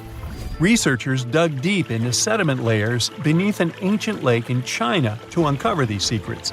They found traces of volcanic ash and mercury, clear signs of those epic eruptions. There were carbon signatures showing huge spikes in carbon dioxide levels, making the atmosphere toasty and the rain pouring down. It all happened in 4 separate pulses, each triggered by those monstrous volcanic blasts. There's a spot in a national park not too far away from Sydney, Australia, where a fire has been raging deep underground for at least 6,000 years. They call it Burning Mountain, and it's a coal seam fire, burning its way through a layer of coal beneath the Earth's surface. Once these underground fires start, they're pretty much impossible to put out. This ball of fire is up to 30 feet wide and extremely hot, but there's no flame, it's smoldering. The fire has been creeping along at a pace of about 3 feet per year. A local farmer first spotted it in the 19th century and thought it was a volcano. The people who have lived here for ages believe this place is sacred. They've used it for cooking and crafting tools, and tell that it started from a widow's tears or the torch of a hero. But experts think it could have been a lightning strike or coal heating up like a summer barbecue from the interaction with oxygen. Some say it might have been burning since before the dinosaurs roamed the Earth. No one knows exactly how long this mountain will burn or in what direction it'll move. Right now, the coal has enough oxygen to burn for centuries or even millennia without human intervention. The fire is heating up the mountain like a giant oven, making it crack and crumble, inviting in more oxygen to feed on. Even if humans decide to take action, these coal seam fires need truckloads of water and liquid nitrogen to tame them. Several years ago, explorers noticed that the smolder was creeping close to a cliff overlooking a little river. And depending on what the coal seam decides to do next, we could see some dramatic changes here in the coming decades. There could be flames with much more heat, or the coal seam could go deep, extinguish itself, and smolder out. Okay, it's pop quiz time. What's the strongest river in the world? The Amazon? Pfft, rookie guess. No, really. The mightiest river isn't on land at all. It's underwater, and it's called the Antarctic Circumpolar Current, or ACC for friends. This beast flows with a force 100 times stronger than the Amazon River, and it could power over 100,000 hydroelectric plants. That's enough electricity to light up entire continents.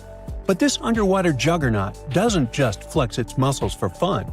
It's the planet's ultimate multitasker. The ACC is Earth's thermostat, carbon vacuum, climate stabilizer, and oceanic superhighway all rolled into one. But here's the not-so-fun part. Scientists have spotted a serious red flag. The ACC is slowing down. And not just by a little bit. We're talking up to 20% weaker by 2050. If this trend continues, we're looking at climate chaos that could make your worst Monday feel like a day at the spa. So, maybe time to panic a little? Well, hold on. So what is the ACC anyways? To learn more about it, we need to dive deep into the ocean, figuratively.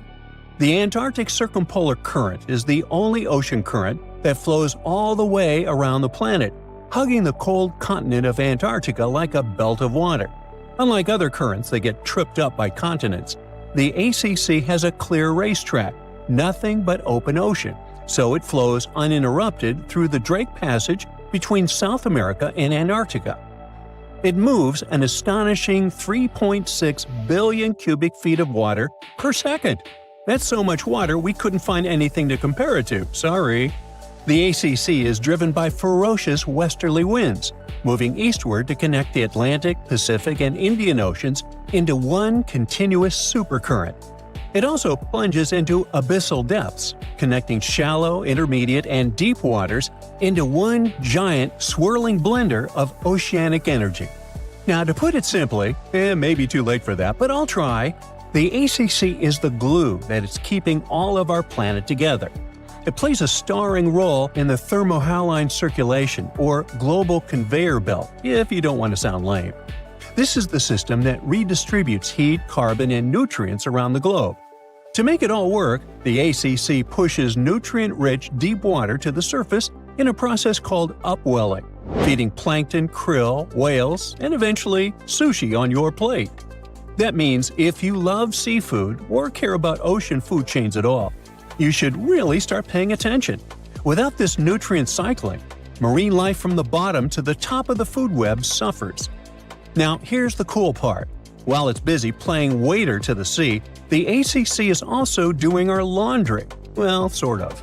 It absorbs massive amounts of carbon dioxide from the atmosphere and stores it in the deep ocean, locking it away for centuries. Think of it like Earth's giant carbon vault, no password required. It also helps regulate the weather. Without the ACC pushing heat around the globe, Western Europe would be 50 degrees colder. That means Paris would feel like Siberia, and Londoners would have to trade their umbrellas for snowshoes. The current helps maintain the temperature balance between the hemispheres, stabilizing wind patterns, rainfall, and ocean temperatures around the world.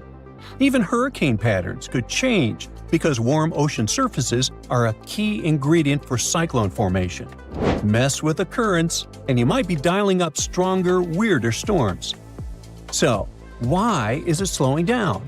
Well, of course, the answer is humans. You know those ice caps that are melting?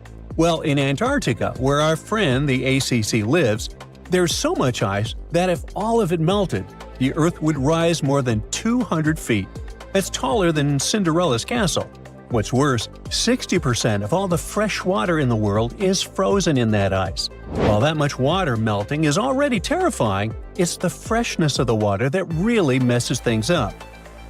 You see, the ACC relies on the Southern Ocean's cold, salty water to be dense and heavy so it can sink, which helps power the current forward like a chain reaction.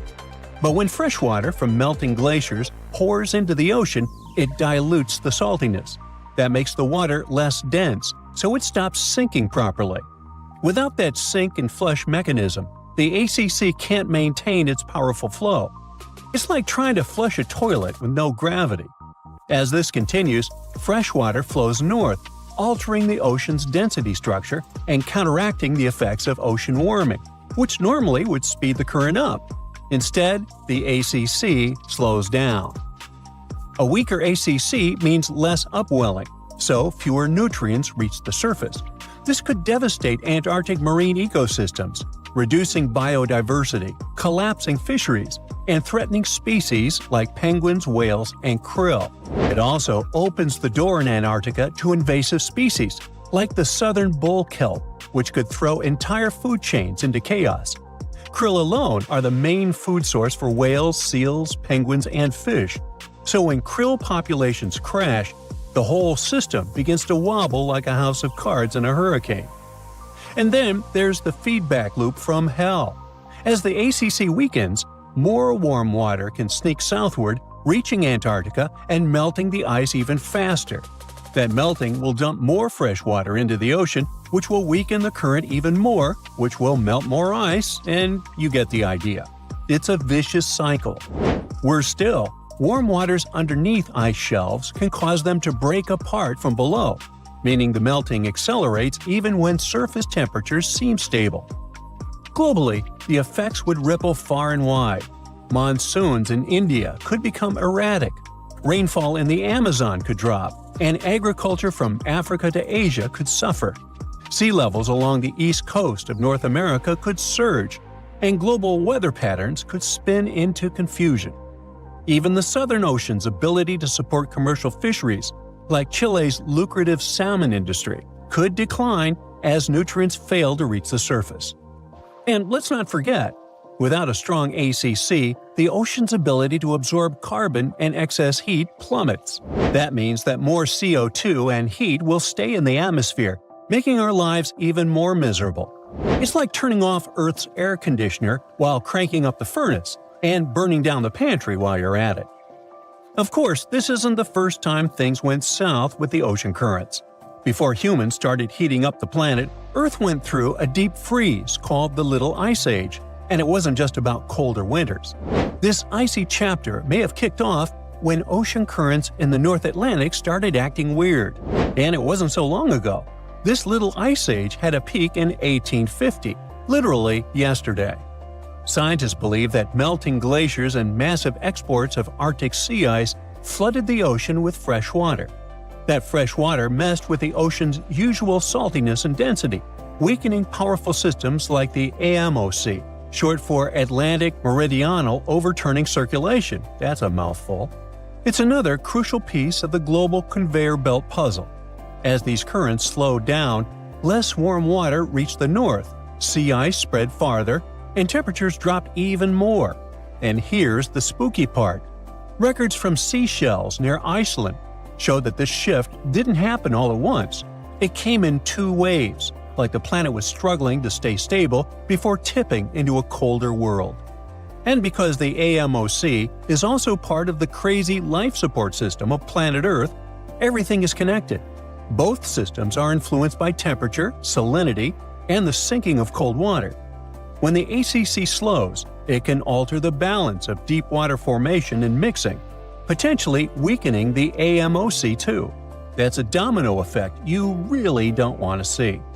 In fact, some models suggest that if both the ACC and AMOC are pushed past their tipping points, the result could be centuries of unstable climate conditions, way beyond anything modern agriculture or infrastructure is built to handle. So, next time you're sipping a cold drink or enjoying sushi, maybe raise a toast to the mighty ACC.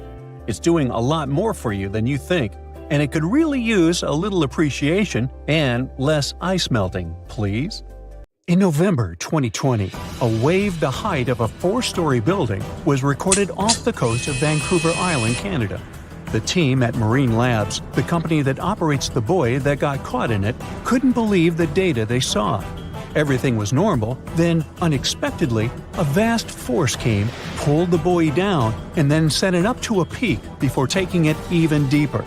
The probability for such a huge wave to form is once in 1,300 years, so they had to be sure it wasn't a technical mistake. Marine Labs sent the data to a rogue wave scientist at the University of Vancouver. They analyzed and validated the findings and shared them in February 2022. The wave officially became the most extreme rogue wave ever officially recorded, as it was 3 times the height of waves around it. Luckily, this giant didn't leave any damage, as it happened too far offshore. For centuries, rogue waves were believed to be real only in the stories of sailors. Christopher Columbus himself mentioned a rogue wave, but back then, it wasn't officially a thing. In August 1498, he was on his 3rd expedition to the Americas. As they were passing through a strait near Trinidad, a huge wave lifted the boats. They managed to survive and continue the journey, and the area is still known as the Mouths of the Dragon, named this way by Columbus. Back in 1826, a French scientist and naval officer was crossing the Indian Ocean on his ship, the Astrolabe. They got caught in a terrible storm and witnessed several waves over 80 feet tall. One of them was the height of a 10-story building. The crew lost one of its members, but the 4 of them, including the captain, made it to land and spread the story of the gigantic waves. But back then, scientists were sure waves couldn't be taller than 30 feet. So everyone took this story as a tale. Witnesses shared many other stories of giant waves coming out of nowhere, but scientists officially recognized the first rogue wave only in 1995. It went down in history as the Doppler wave, or the New Year's wave. This sea monster of the North Sea hit the Norwegian gas platform Dropner on New Year's Day. It reached a height of 84 feet. The waves surrounding it were twice as small. The rig was built to withstand waves up to 64 feet tall and had the most advanced sensors for its time. It became a sensation in the scientific world because it wasn't like any other type of wave they'd studied before. So they gave rogue waves an official definition. It's a wave more than twice as tall as others around it. These bad boys, also known as freak waves, monster waves, and episodic waves, can pop up lightning fast in a stormy sea or show up out of nowhere in calm waters. They have steep sides and a deep trough below, and look like a wall of water rising out of the sea. They're so intense that they can even swallow up rescue helicopters just trying to do their job. Rogue waves aren't the same as tsunamis. Tsunamis happen when there's a big shift in water, like an earthquake, volcanic eruption, or landslide. They mess with the entire water column. At sea, you might not even notice a tsunami cruising beneath you, but near the shore, as it hits shallow waters, those waves can shoot up to crazy heights.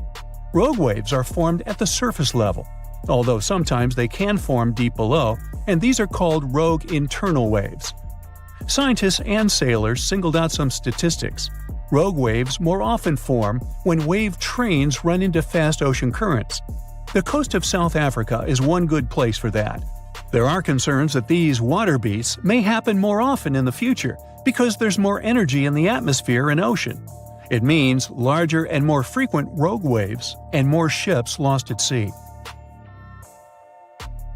Rogue waves aren't limited to oceans and can even occur in lakes. Lake Superior witnesses something that got the name Three Sisters. It's a series of three large waves, one after another. The second wave covers the ship decks before the first one is gone. The third wave jumps in and adds extra water. These three sisters overload the ship. There's a theory that this phenomenon took down the steamship Edmund Fitzgerald in 1975.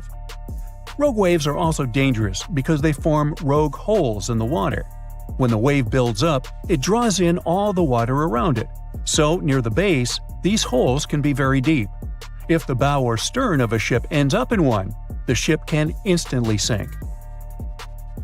Some oceanographers believe that rogue waves are to blame for the disappearance of ships in the notorious Bermuda Triangle in the Atlantic Ocean. Storms from several directions converge in this mysterious area, so rogue waves are more likely to gain force here. And because they can reach a height of 100 feet, they can theoretically bring down an airplane, not just ships. There are two main theories trying to make sense of how rogue waves happen. First up, we've got the linear addition theory. Imagine waves cruising through the ocean at their own speeds. Now, when these waves cross paths, they team up and become stronger, cooking up a rogue wave. Then there's the nonlinear focusing theory.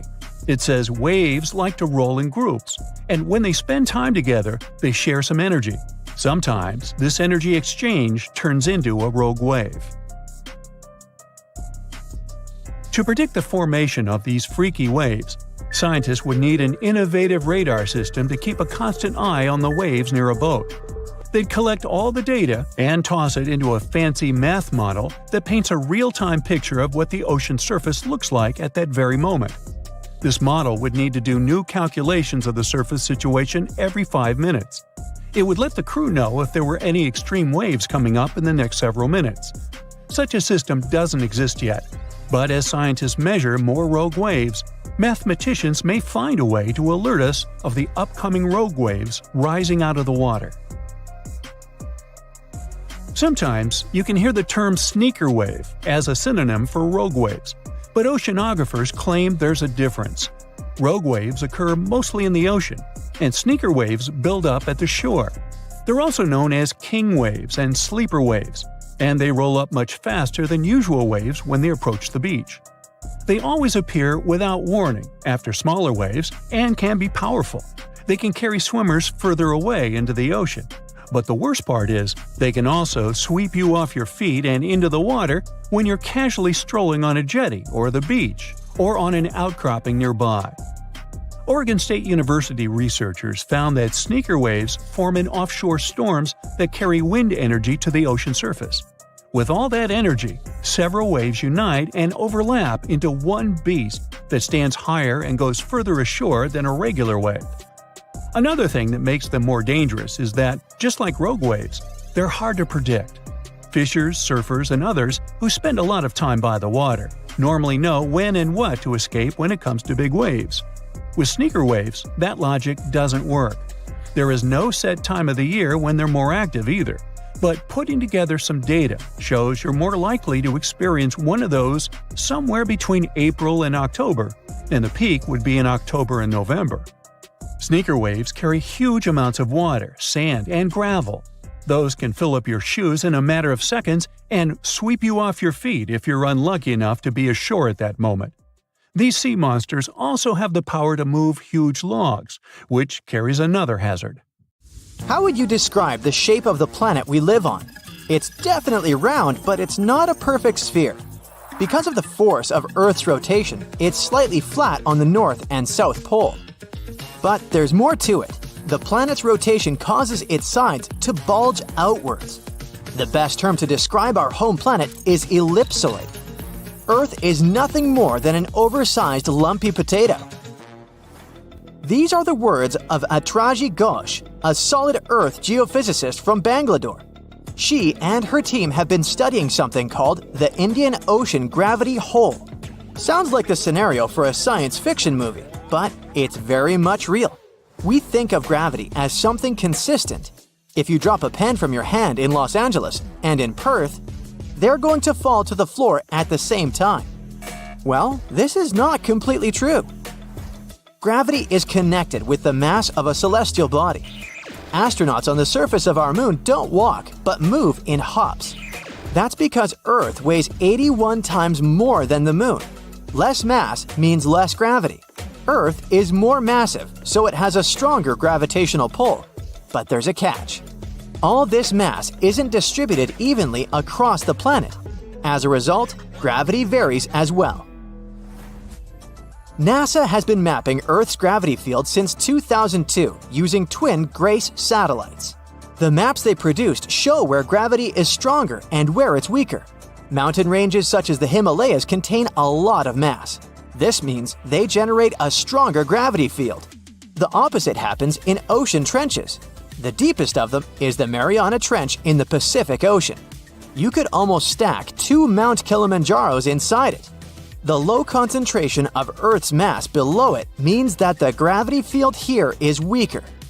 Places on the globe where huge chunks of mass are missing are called geoid lows. A geoid is an imaginary surface that follows the outline of sea levels around our planet. Imagine the Earth without any land.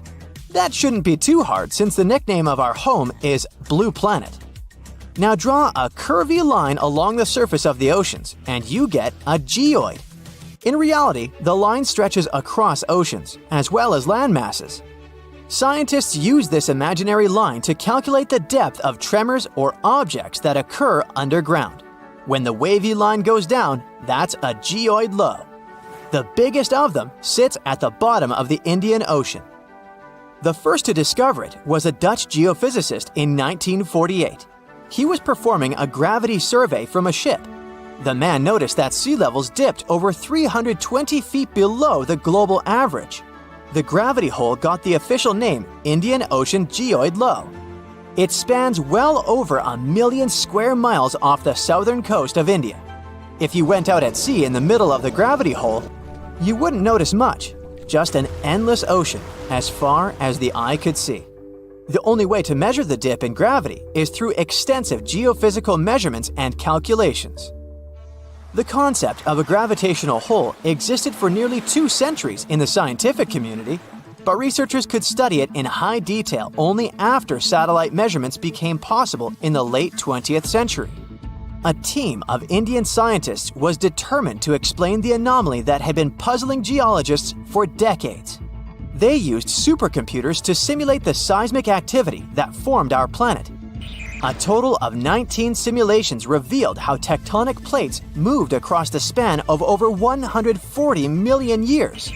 This was during the Cretaceous period, the time when T-Rex roamed the Earth. Nearly a third of the possible scenarios produced a geoid low, similar to the one in the Indian Ocean.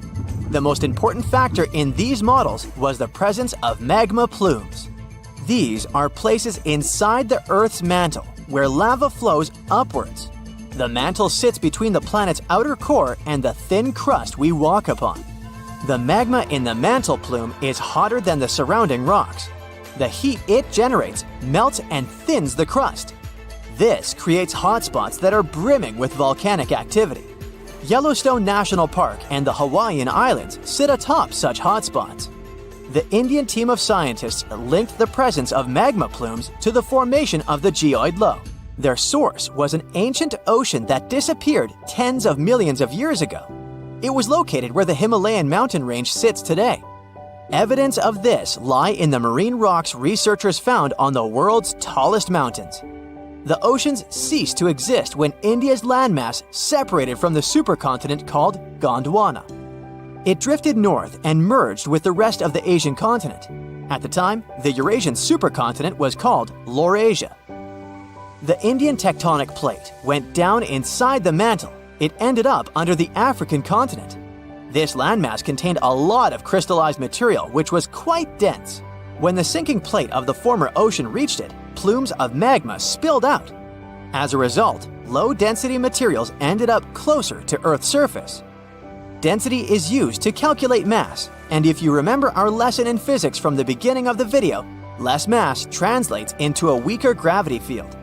Scientists believe this is how the geoid low in the Indian Ocean formed some 20 million years ago. At this point in prehistory, the Earth looked a lot like it does today. There were vast grasslands, and whales swam in the seas. Geophysicists who created the computer model cannot tell for sure what will happen in the future. Ghosh thinks it's possible that the gravity hole in the Indian Ocean will remain in place for a long time. But plate movements can also cause the anomaly to fully disappear in the coming eons. Earth's tectonic plates are constantly shifting. They define the shape of our continents and oceans. Experts study plate movements to get a picture of how our world looked millions of years ago. However, telling Earth's geologic future is much more complex.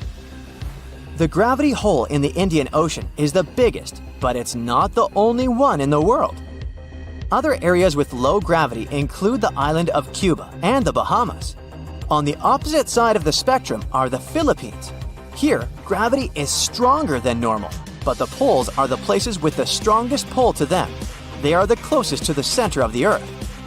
If you stand directly on the North or the South Pole, you are 3,950 miles from the planet's core. At sea level on the equator, this distance increases by more than 13 miles. Earth's gravitational field also has an effect on your weight. At the equator, you weigh 1% less than you do on the poles. The South Pole is maybe more suitable for this experiment because there is actually ground there. But gravity is the strongest at the North Pole in the middle of the Arctic Ocean. This is where scientists in 2013 recorded the highest gravitational acceleration on the planet. This is the rate a falling object speeds up in free fall. The acceleration depends on the strength of gravity. When a team of researchers from a university in Perth set out to map these gravity changes, they discovered something interesting. Gravitational acceleration was the highest at the surface of the Arctic Ocean. This is something they expect to find, but the location of the lowest acceleration point amazed them. It wasn't on the equator as they assumed. The spot lay more than 600 miles south of it at Mount Huascarán in Peru. Scientists believe that the mountain's height had an effect on the phenomenon. This peak in the Andes is the highest point in the South American country. Hypothetically speaking, if a human falls from a height of 330 feet here, they will reach the ground 16 milliseconds later than if they performed the same stunt in the Arctic. Did you know there's a guy who rode on a wave for 7.5 miles? It was accomplished by Brazilian surfer Picaruta Salazar in 2004. Just for comparison, Central Park in New York extends for a mere 2.5 miles. That was the Pororoca wave, and it can only be surfed for 3 days a year. It's pretty powerful, so it sort of pushes you. But there are definitely some tough spots where it's not that easy to catch waves. If you're looking for the gnarliest surf spot, Pipeline in Hawaii is where it's at. But beware, it's not for the faint of heart. This place is known for its massive waves that can reach up to 20 feet tall. And did we mention the shallow reef? Yeah, wipeouts here can result in some serious injuries, or worse, you might end up sleeping with a fish. The waves at Pipeline are also super unpredictable, so you never know what you're going to get. It's like a box of chocolates, except instead of chocolate, it's huge waves that could crush you like a bug. But hey, if you're feeling brave, the annual Billabong Pipe Masters competition is held there every winter. Just make sure to bring your A game and a change of underwear. Even the most experienced surfers approach pipeline with caution and respect. It's like trying to tame a wild animal. One wrong move and you're toast, or dinner. So if you're ready to ride the gnarliest waves in the world, come on down to Pipeline. Just don't say we didn't warn you.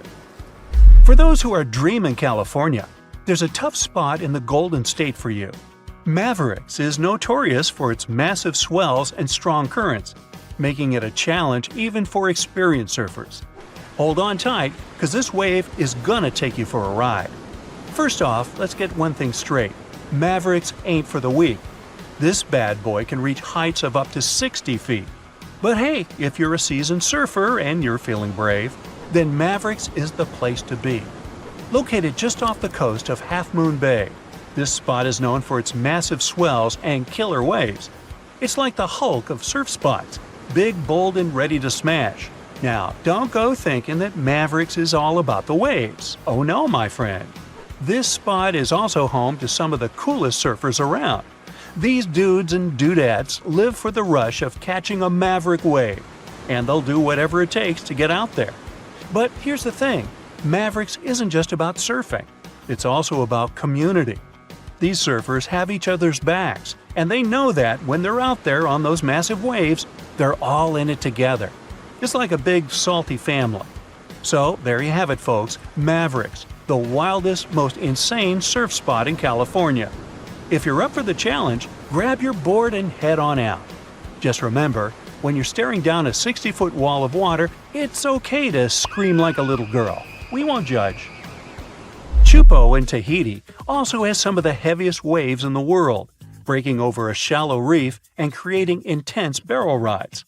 First of all, the name itself is a mouthful. It's pronounced Chupo, and it means broken skulls in Tahitian. Yeah, you heard that right, broken skulls. The waves at Chupo are massive and can reach up to 23 feet high and break over a shallow reef, which creates a super powerful wave that can barrel for hundreds of yards. And if you wipe out, well, let's just say you'll be getting up close and personal with that reef. It's like a cheese grater for your skin. So make sure you bring some Band-Aids and a good insurance policy. But hey, if you're up for the challenge, Chupo is one of the most epic surf spots in the world. However, I hope you're going to choose a much safer spot. If you're looking for some cool waves but don't want to risk your life, then you gotta check out these safe surfing spots around the world. First up, we got Waikiki Beach in Hawaii. This spot is perfect for beginners and pros alike, with consistent waves and a sandy bottom. Plus, there are lifeguards on duty to keep an eye out for any trouble. Next, there's Bondi Beach in Australia. This iconic beach is known for its beautiful scenery and chill vibes, but it also has some great waves for surfing. The water is shallow, and there are plenty of surf schools around to teach you the ropes, or in this case, the boards. But if you're looking for something a little more exotic, head over to Nocera in Costa Rica. This spot has warm water, consistent waves, and a laid-back atmosphere. Plus, the locals are super friendly and will welcome you with open arms. Last but not least, there's Muizenberg Beach in South Africa. This spot has some of the most consistent waves in the world, but they're not too big or dangerous. Plus, there are shark spotters on duty to keep you safe from any unwanted attention from local carnivores. But no matter how safe the spot is, you're still going to need some cool life hacks to bring your surfing to a brand new level. Have you ever wondered why surfers use wax on their boards?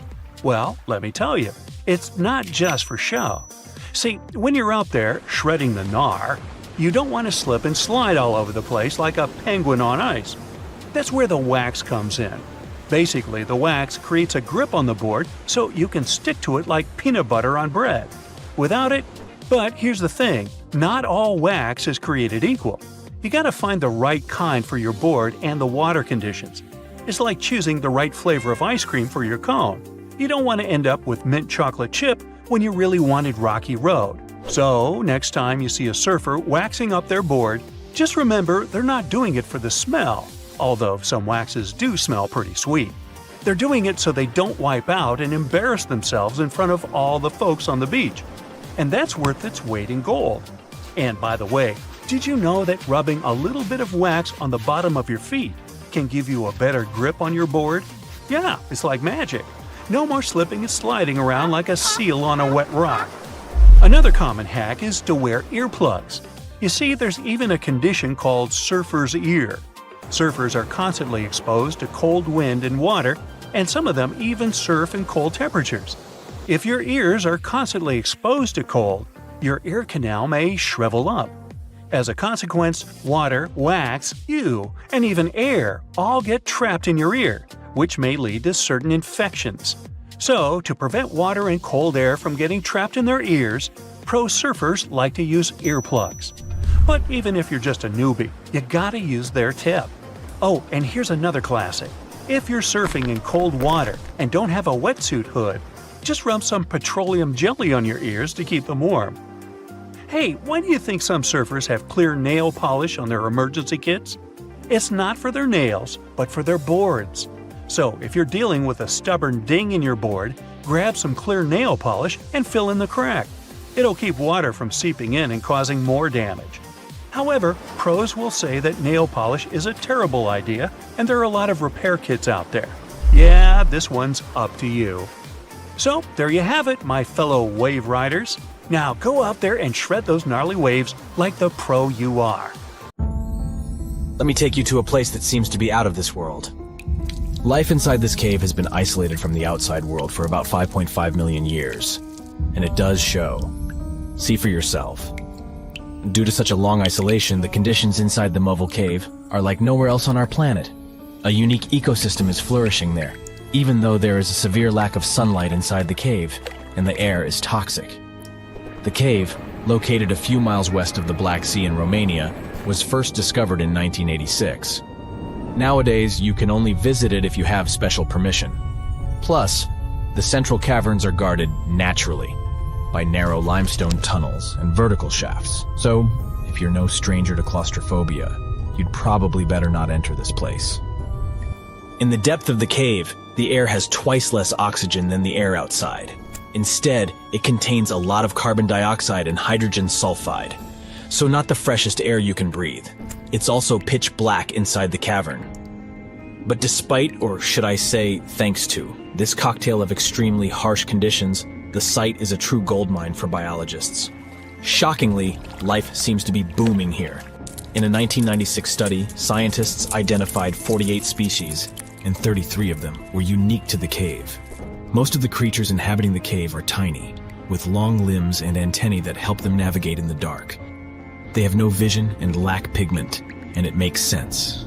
Why would you need to be able to see if you live in total darkness? And why would you need to be pretty and colorful with no one to see you? Now, I'm going to take you to another cave. It's no less amazing, but looks very different. This is the Giant Crystal Cave, aka the Cave of the Crystals, in Mexico. These ginormous crystals were found in 2000 by a mining company after the water was pumped out of the cave. 2 miners then saw the crystals after entering the drying cave on foot. These awe-inspiring crystals are actually massive gypsum pillars hidden 984 feet underground. They're anchored to the walls and the floor of the scorching hot cave. Scientists estimate that the crystals could have been already growing for 500,000 years. That's why many of them are so long and wide that you can walk across them. Unfortunately, visiting this wonder of nature is impossible at the moment. But maybe it's for the better, since the Giant Crystal Cave is a dangerous place that can easily turn into a trap. For tens of thousands of years, it was filled with groundwater, which was originally pushed upward into the opening by a magma chamber located in the depths of our planet. The magma under the cave kept the water hot, but eventually the temperature of the water dipped below 136 degrees Fahrenheit. As a result, the water started to fill with calcium and sulfate, whose particles began to recombine into gypsum. And then, white-tinted crystals took over the cave. And since they stayed underwater, they were able to keep growing. You don't have to fly to space to take a closer look at a black hole. Scientists have found something very similar to black holes in the southern Atlantic Ocean. A black hole has such an enormous gravitational pull that once something gets pulled inside, it doesn't have any chance to escape. Even light can't get out of a black hole. But ocean black holes seem to be almost as powerful as their space relatives. But instead of catching the light, they do the same with water. Ocean eddies are massive whirlpools that spin against the main current. They usually swirl billions of tons of water, and most of them are larger than a city. These whirlpools are so powerful that nothing trapped by them can escape. But the scariest thing is that you might not even notice heading into one of them. These things are so huge that you won't spot their boundaries until it's too late. When scientists started exploring ocean vortices with the help of satellites, they discovered the borders of several eddies. After that, they managed to prove that, mathematically, these whirlpools are the same as mysterious black holes in space. Massive eddies are surrounded by super-tight barriers where fluid moves in closed loops.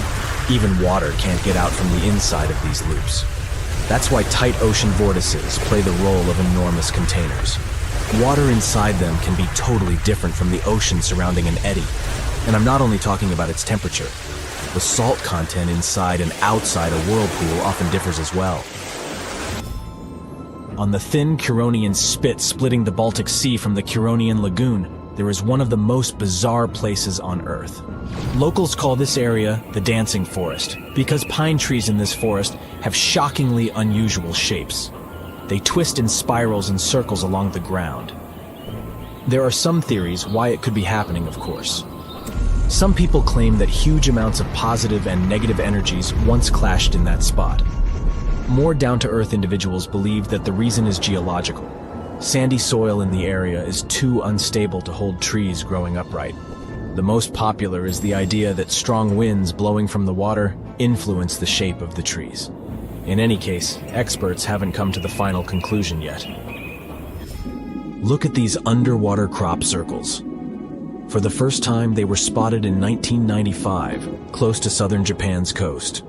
Local divers called these 7-feet-wide structures mystery circles. The enigma had been plaguing many minds for almost 16 years until the culprit was finally caught. Imagine the researchers' surprise when it turned out to be a male pufferfish. The fish needs a bit more than a week to build one circle, and the aesthetics are obviously crucial. A male is swimming inside the circle, digging valleys in the sand with its fins. But that's not all. The fish also use shells and corals to decorate particular parts of their circles. This whole build-a-circle thing has a practical purpose as well. The way a male fish swims pushes the sand toward the center of the circle and creates a mound which later serves as a nest. The next mystery on our list is in the Caribbean. Just off the coast of Belize, there's a giant sinkhole. That's the Great Blue Hole. It's about 1,000 feet across and more than 400 feet deep. Once, a long, long time ago, this hole was a cave. But then rising waters filled it, making it collapse in on itself.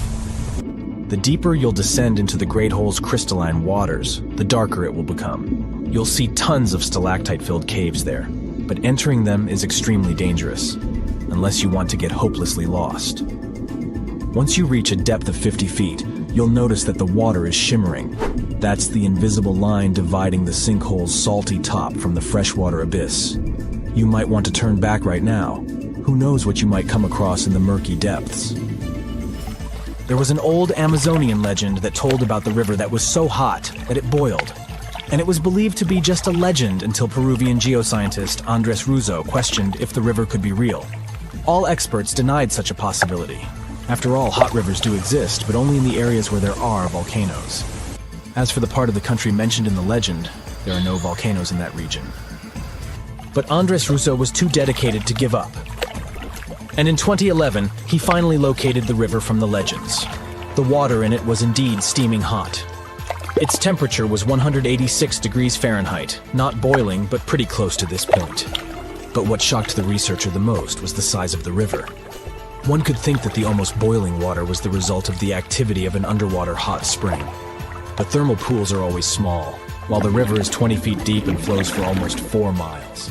This is the only river of its kind on our planet.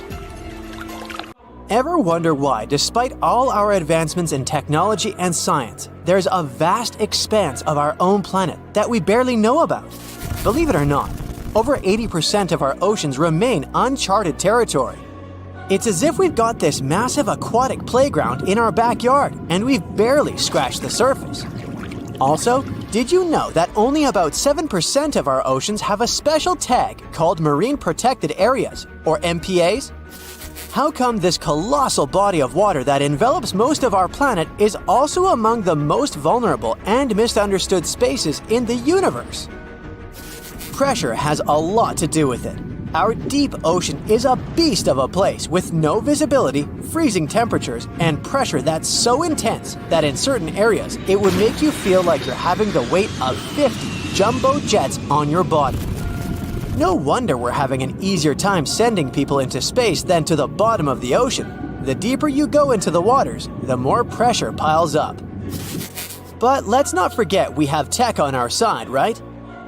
Scientists now use these cool satellite technologies that track the color of the ocean to check how much phytoplankton is there, for example.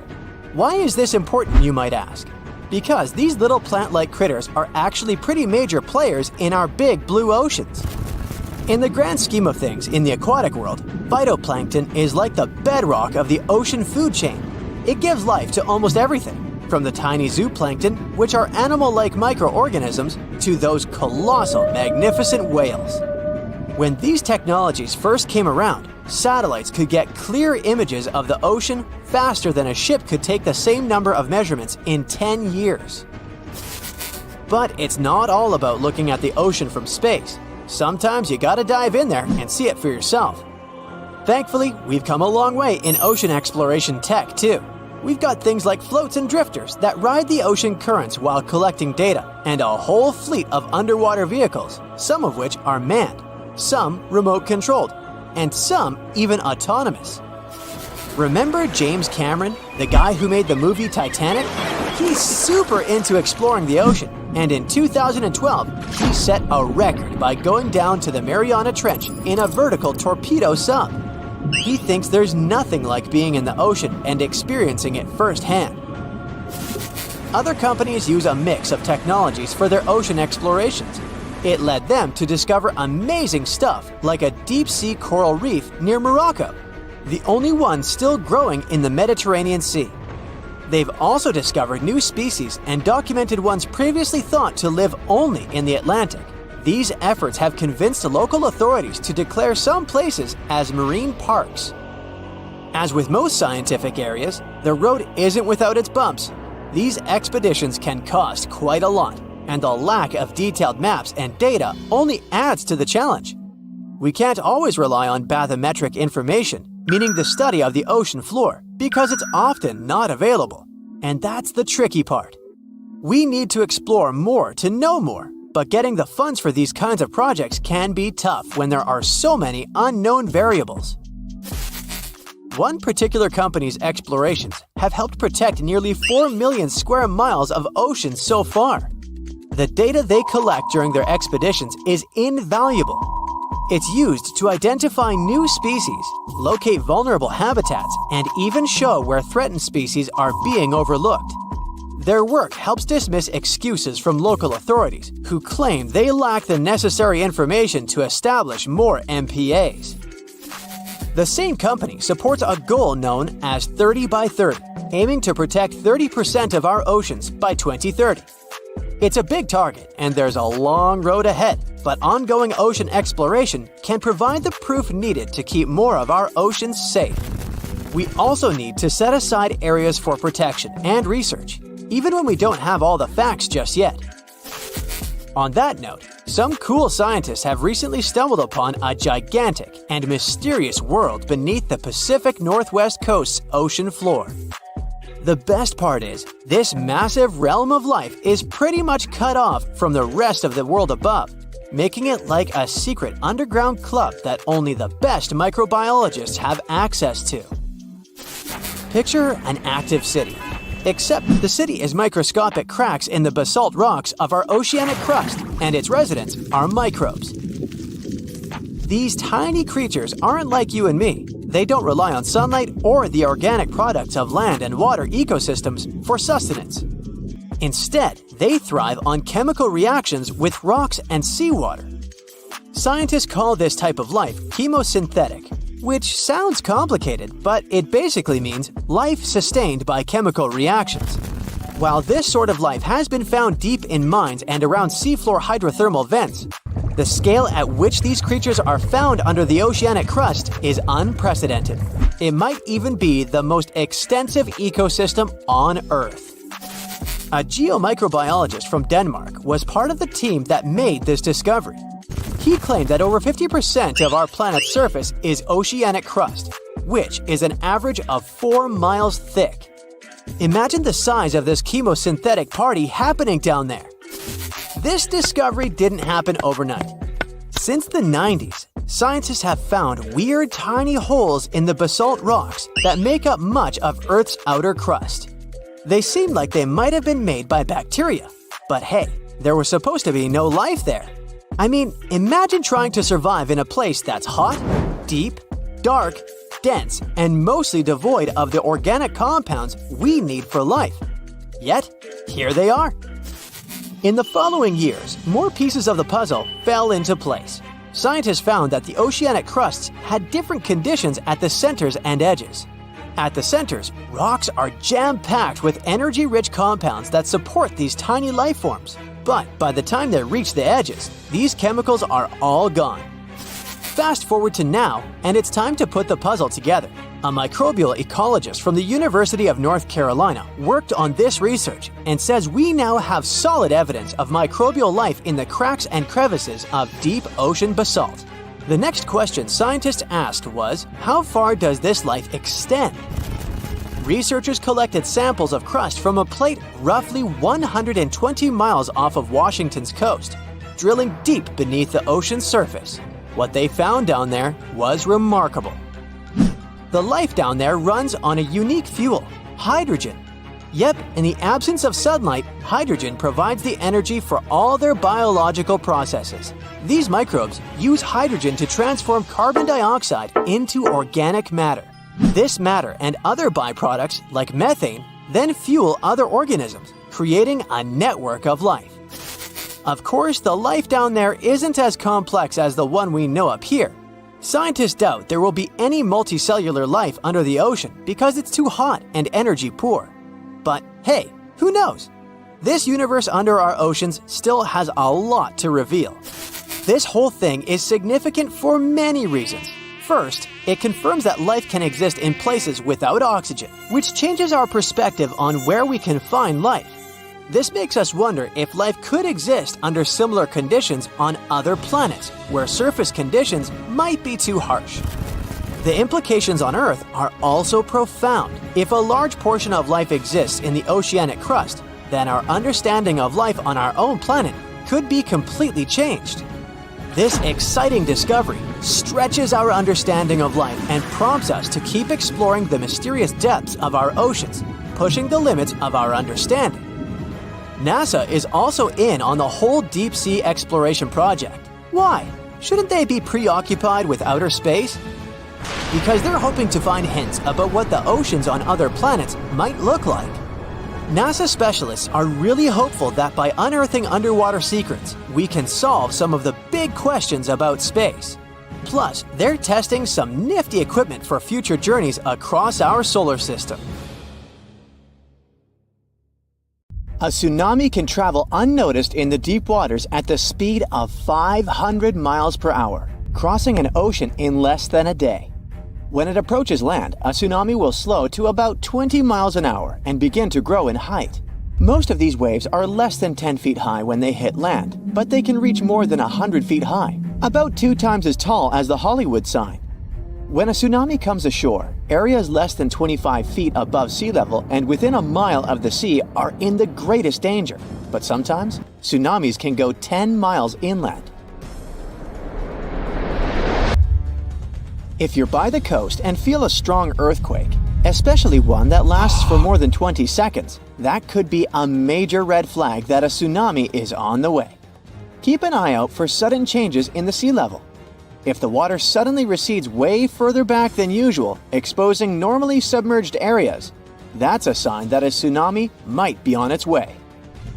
Plus, if you hear a roaring sound coming from the ocean, like a freight train or a jet engine, that's another ominous sign. and pay attention to any unusual animal behavior. Animals have been known to sense danger before humans did, so if you see birds or marine life acting strangely, it's time to take notice. If you receive an official tsunami warning from authorities, whether through sirens, radio, TV, or mobile alerts, don't ignore it. Take immediate action. If you're in a tsunami-prone zone and experience an earthquake, don't even wait for official warnings. As soon as it's safe to move after the shaking stops, head to the nearest elevated area promptly to ensure your safety. Practice evacuation routes before a real disaster. You might have to follow this route at night and in terrible weather. If you know it well, you'll need to do less thinking in an emergency, which can be life-saving. Talk about tsunamis with all your family members. Everyone should know what to do to minimize fear and win some precious time. Don't store your important papers and valuables in low-lying areas. Floodwaters can go really high during a tsunami, so put your documents in waterproof containers on higher ground. After an earthquake, bridges and roads often get damaged or become blocked. Not to get trapped in a car in a potentially hazardous location, walk or run towards safety. Never go down to the shore to watch for a tsunami. If you can see the wave, it means you're too close to outrun it. Most tsunami-prone areas have signs indicating evacuation routes. Look out for white and blue signs marked Tsunami Evacuation Route, or similar instructions to guide you inland and away from danger zones. In urgent situations where evacuation isn't possible, seek refuge on the third floor or higher in a sturdy building. Even better, aim to reach the rooftop of the tallest and most robust structure nearby. It's better than being exposed. A tsunami is not a single wave, but a series of waves with massive amounts of water that can flood for hours. The first wave may not even be the largest. So, remain on high ground, away from the coast until you receive an all clear from the authorities. You're really unlikely to survive a tsunami in a basement below ground level. As it passes over, everything in its wake gets submerged temporarily until the water recedes back to the sea. If you're in a basement during a tsunami, you might get crushed by collapsing buildings or swirling debris. Unless the basement is exceptionally sturdy, waterproof, and equipped with sufficient air supply, it's not a safe option for shelter. If you happen to be out at sea when a tsunami warning is issued for your area, stay put and avoid returning to port immediately. Tsunamis can sneak up on you with rapid water level changes and dangerous currents in harbors and ports, making them unsafe. In large harbors and ports, authorities take charge during tsunami alerts and direct vessel movements for safety. It's important to stay in touch with these authorities and follow any instructions they give regarding moving your vessel. For smaller ports without such organized control, it's a better idea to carefully relocate your boat to deeper waters. If you have a small boat, the best you can do is leave your vessel at the pier and seek higher ground yourself. If a tsunami gets you in the water, find something sturdy like a tree, a door, or a life raft. Grab onto it tightly while you get carried by the waves. Try your best not to swallow any of the water. Tsunamis can pick up chemicals and waste, which won't do you any good. People in life jackets have a higher chance of survival because they will remain on the surface of tsunami waves and can breathe normally. Tsunami waves aren't like ordinary waves, so they aren't suitable for surfing. Tsunamis don't have a face to ride. They're more similar to tides as they rush in and out. They're much larger, faster, and more powerful. So, trying to surf them is not only dangerous but also illegal in many countries. Because tsunamis come from underwater disturbances, like earthquakes, they're even dangerous for submarines. Despite submarines' robust design to withstand underwater pressure, the force of tsunamis can cause damage. Tsunamis also generate strong currents that can mess up a submarine's ability to navigate effectively. In cases of severe tsunamis, submarines may get hull damage, threatening their buoyancy and integrity. Such scenarios can lead to submarines sinking or being carried away by the waves. That's why submarines operating in tsunami-prone areas must be extra careful and equipped to respond swiftly if this sea monster strikes. Scientists still can't predict tsunamis, but they can use their expertise in seismology and historical tsunami data to identify earthquakes likely to trigger tsunamis and issue warnings. They gather crucial data from seismic and water level networks worldwide, which enables them to swiftly assess earthquake characteristics such as magnitude, location, and depth. Utilizing this information, they determine whether an earthquake has the potential to generate a tsunami and decide on issuing tsunami advisories. For regions like the US and Canada, warning center scientists can typically issue preliminary messages within 5 minutes of an earthquake. These messages include alert levels, earthquake details, threat evaluations, anticipated wave arrival times, recommended actions, and potential impacts. On the 26th of December 2004, early in the morning, an enormous earthquake shook up the ocean floor near the Indonesian island of Sumatra. This seismic event unleashed a monstrous series of waves, tsunamis, that spread out across the Indian Ocean, reaching as far as East Africa over the next 7 hours. These waves were towering walls of water, some reaching a height of over 30 feet. When they slammed into the coastlines of countries like Indonesia, Sri Lanka, India, Maldives, and Thailand, the devastation was catastrophic. Over 200,000 people lost their lives in this most devastating tsunami on record. And it wasn't just the immediate impact. Long-term consequences hit hard too. Villages, resorts, farmlands, and fishing areas were destroyed or submerged in salt water along with debris. Japan is one of the most earthquake-prone countries in the world because it's located on top of 4 converging tectonic plates that constantly interact with each other.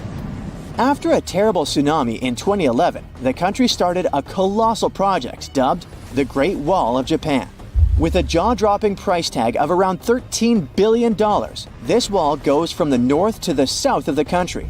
The goal is to safeguard coastal towns from future tsunamis, buying its people precious time to save themselves. Some locals worry that this towering structure will sever their deep-rooted ties with the sea.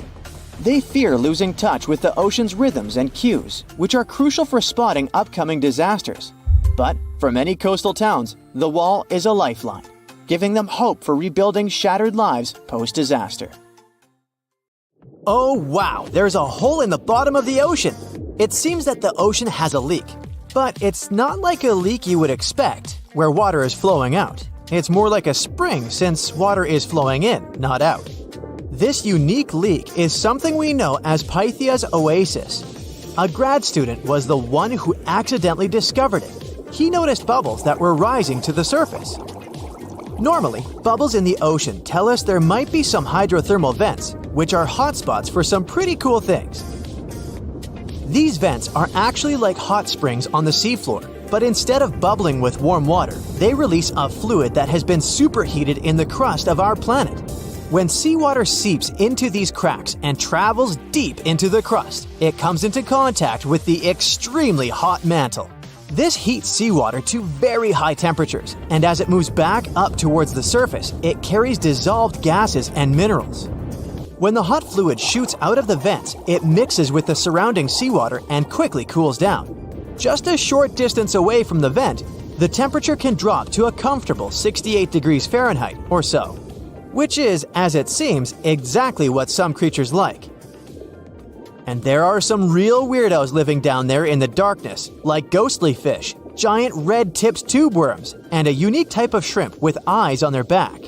And some of them, like tube worms and bacteria, rely on the chemicals and minerals released by the vents to survive in harsh conditions. But in this case, the bubbling water didn't come from a hydrothermal vent. It was there because of a spring, and that's a bit more concerning. You see, the water in this reservoir needs to stay where it is. If too much of it seeps out, there could be some serious consequences, especially for the surrounding area. You can see this unusual leak along the Cascadia subduction zone, which is a massive fault line off the Pacific Northwest coast.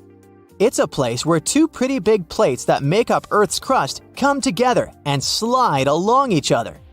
The water from Pythia's oasis kinda acts as a lubricant between these plates. You can think of the fault zone as an air hockey table. When the fluid pressure is high, it's like you've turned the air on. That means the friction between the plates is reduced, which allows the plates to move. But if the fluid pressure is lower, the two plates can lock together, which then leads to the buildup of stress. Not that they'll feel bad. In the context of tectonic plates, stress is some pressure or force that can cause deformation.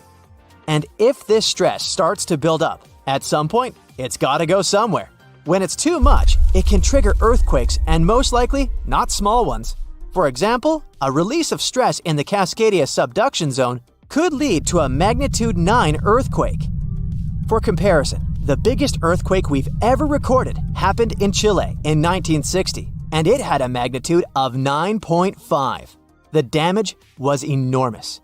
So we hope the water will stay in its reservoir and keep maintaining the delicate balance between the tectonic plates. We've explored only 5% of the ocean. Who knows how many cool things are there at the bottom, waiting to be found?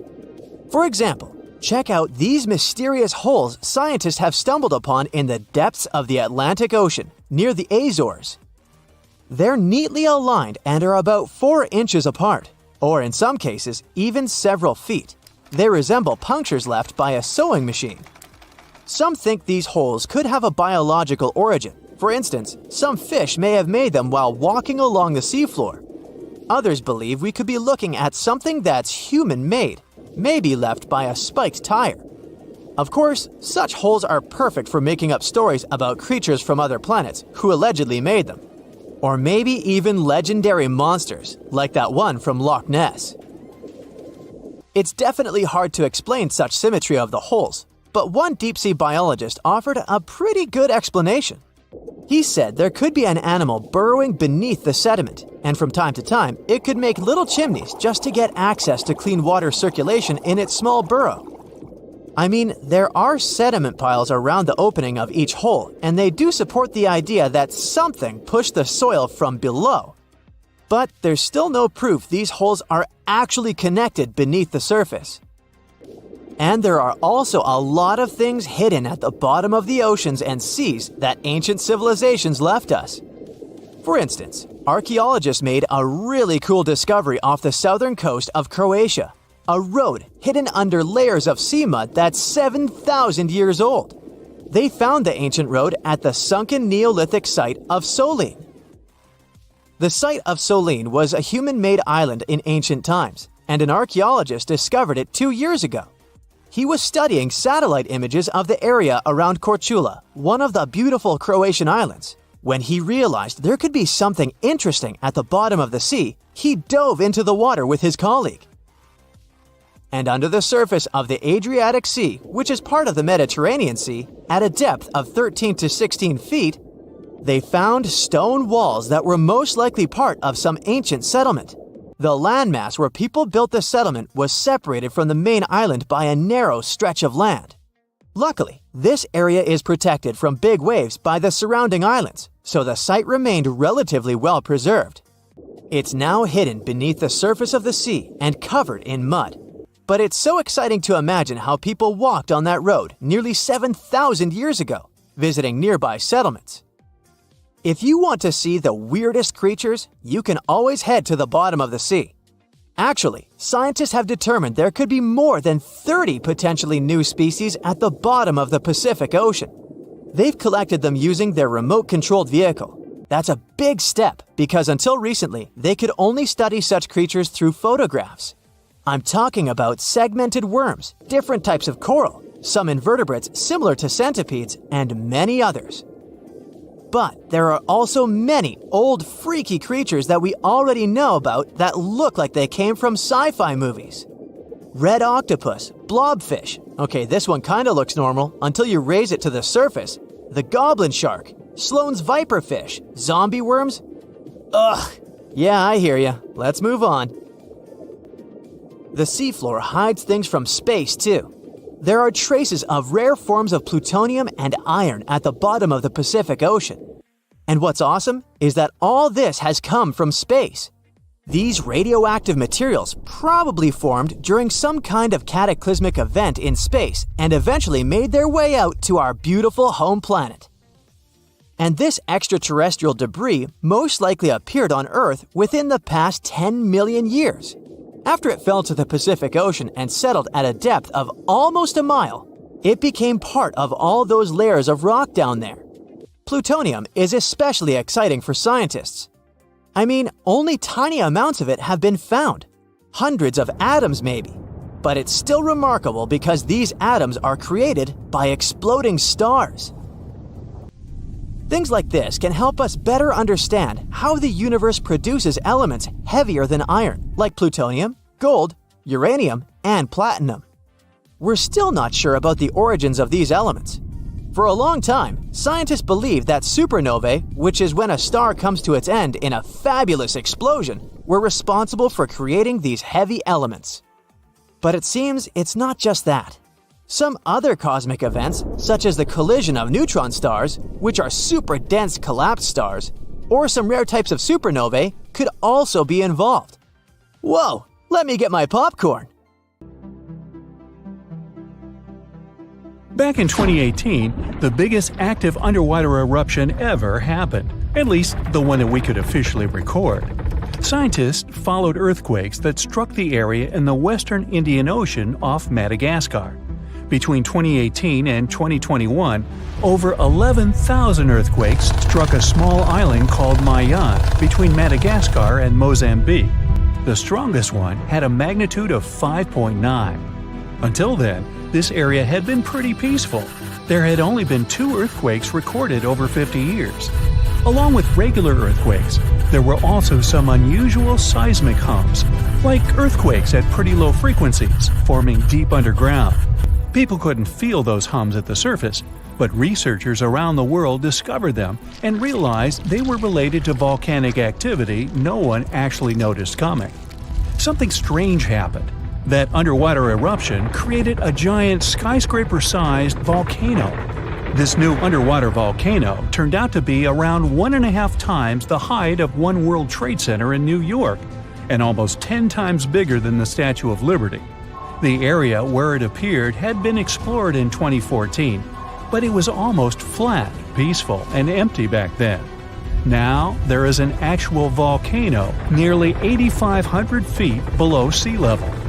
The volcano gets its magma from a super profound reservoir located nearly 34 miles underground. It's the deepest reservoir of volcanic magma that we know about. The Earth has layers, and the middle one is kinda chunky. It's very much like peanut caramel filling many chocolates have. Research shows there are probably hunks of oceanic crust deep inside the Earth's liquid mantle. They're stuck there, creating large lumps in something that was supposed to be a smooth layer. Our planet has a rigid outer layer. It includes a hot upper mantle and cracked crust. The hot mantle moves and churns all the time, making the crust at the surface move too. This way, the oceanic crust dives into the depths and makes huge magma plumes go up toward the planet's surface. Scientists even found an ancient piece of the Pacific Ocean hundreds of miles underneath China. Those are the old remains of the Pacific seabed from long ago, and they were pulled downward below Earth's surface into the mantle transition zone. This rocky slab that used to be at the bottom of the ocean is made of the crust and some solid parts of the upper mantle. Most of the volcanic activity on our planet happens where we don't even see it, under the surface of the ocean. About 70% of all volcanic activity happens in the oceans, and mostly in the area of the South Pacific, with over 1,100 volcanoes squeezed into that area. Coastal cliffs, mountain changes, soils, and sediments that line valleys. These are only a small portion of the rocks on our planet. Oceans hide so much more deep down below the Earth's surface. In between the Earth's surface and its core is the mantle. It's a warm, thick layer of rock that moves and flows constantly. Some hundreds of miles below, there's a place where diamonds grow. As they form, they go through high temperatures and pressure, after which they eventually freeze. That way, when they arrive at the surface, scientists can explore their structure, find out how they formed, and understand better what's going on in the depths of our planet. Thanks to diamonds, they realized the mantle was very wet, and it possibly contained much more water than all the oceans on Earth. Our planet is eating up its own oceans. As its tectonic plates move, dive, and go beneath one another, they drag huge amounts of water into the Earth's interior. The water beneath the surface of our planet can help with developing magma and lubricate faults, which actually makes earthquakes more likely to happen. Water is actually stored in the minerals. It gets incorporated into the planet's crust when new oceanic plates form. They go through the process of bending and cracking as they grind under other plates, and huge amounts of water then go deep into the crust and mantle. Scientists research an area that's 18 miles under the surface. They realize these zones pull 3 billion teragrams, which is more than 2 billion pounds. Any ocean is like a whole new world. There are incredible sceneries below the surface, magnificent waterfalls, lakes, and rivers. There are thick layers of salt beneath the seafloor, and rivers and lakes form because seawater goes through those layers and dissolves them, creating something that resembles pools. The dissolved salt makes the surrounding water denser. That water then settles there, which eventually forms underwater lakes or rivers. But there are also mountain chains, trenches, canyons. There's a canyon in the Bering Sea with more than 8,500 feet of vertical relief. This makes the Grand Canyon look way smaller than it is, since the underwater canyon is nearly 2,500 feet deeper. Deep parts of the ocean are really cold. The temperature of the water can be about 40 degrees, but at the bottom, water can get boiling hot. There are hydrothermal vents in the seafloor. Those are the hot springs located at the edges of tectonic plates. The water they release can reach a temperature of up to 750 degrees Fahrenheit, but the pressure at such depths is very intense. So intense, no human being can handle it. Still, it's the pressure that keeps the water from boiling. Ocean depth is on average 2.3 miles. Light waves can still enter at 3,280 feet, even though it's in a very small amount. So all the mysteries hidden below that point remain in total darkness. The actual illuminated part of the ocean goes until 600 feet. Even though the sun gives us light, most of our planet is dark all the time. It's all because of the oceans, covering over 70% of our planet. The loudest sound that came from an ocean, and of the loudest sounds ever recorded, came from an ice quake. It was so loud, researchers picked it up by sensors more than 3,000 miles away.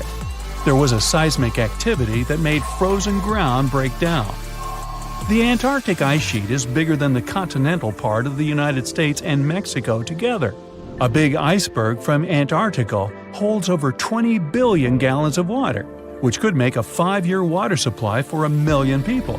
Humans can generally drink sea ice, although we can't drink sea water.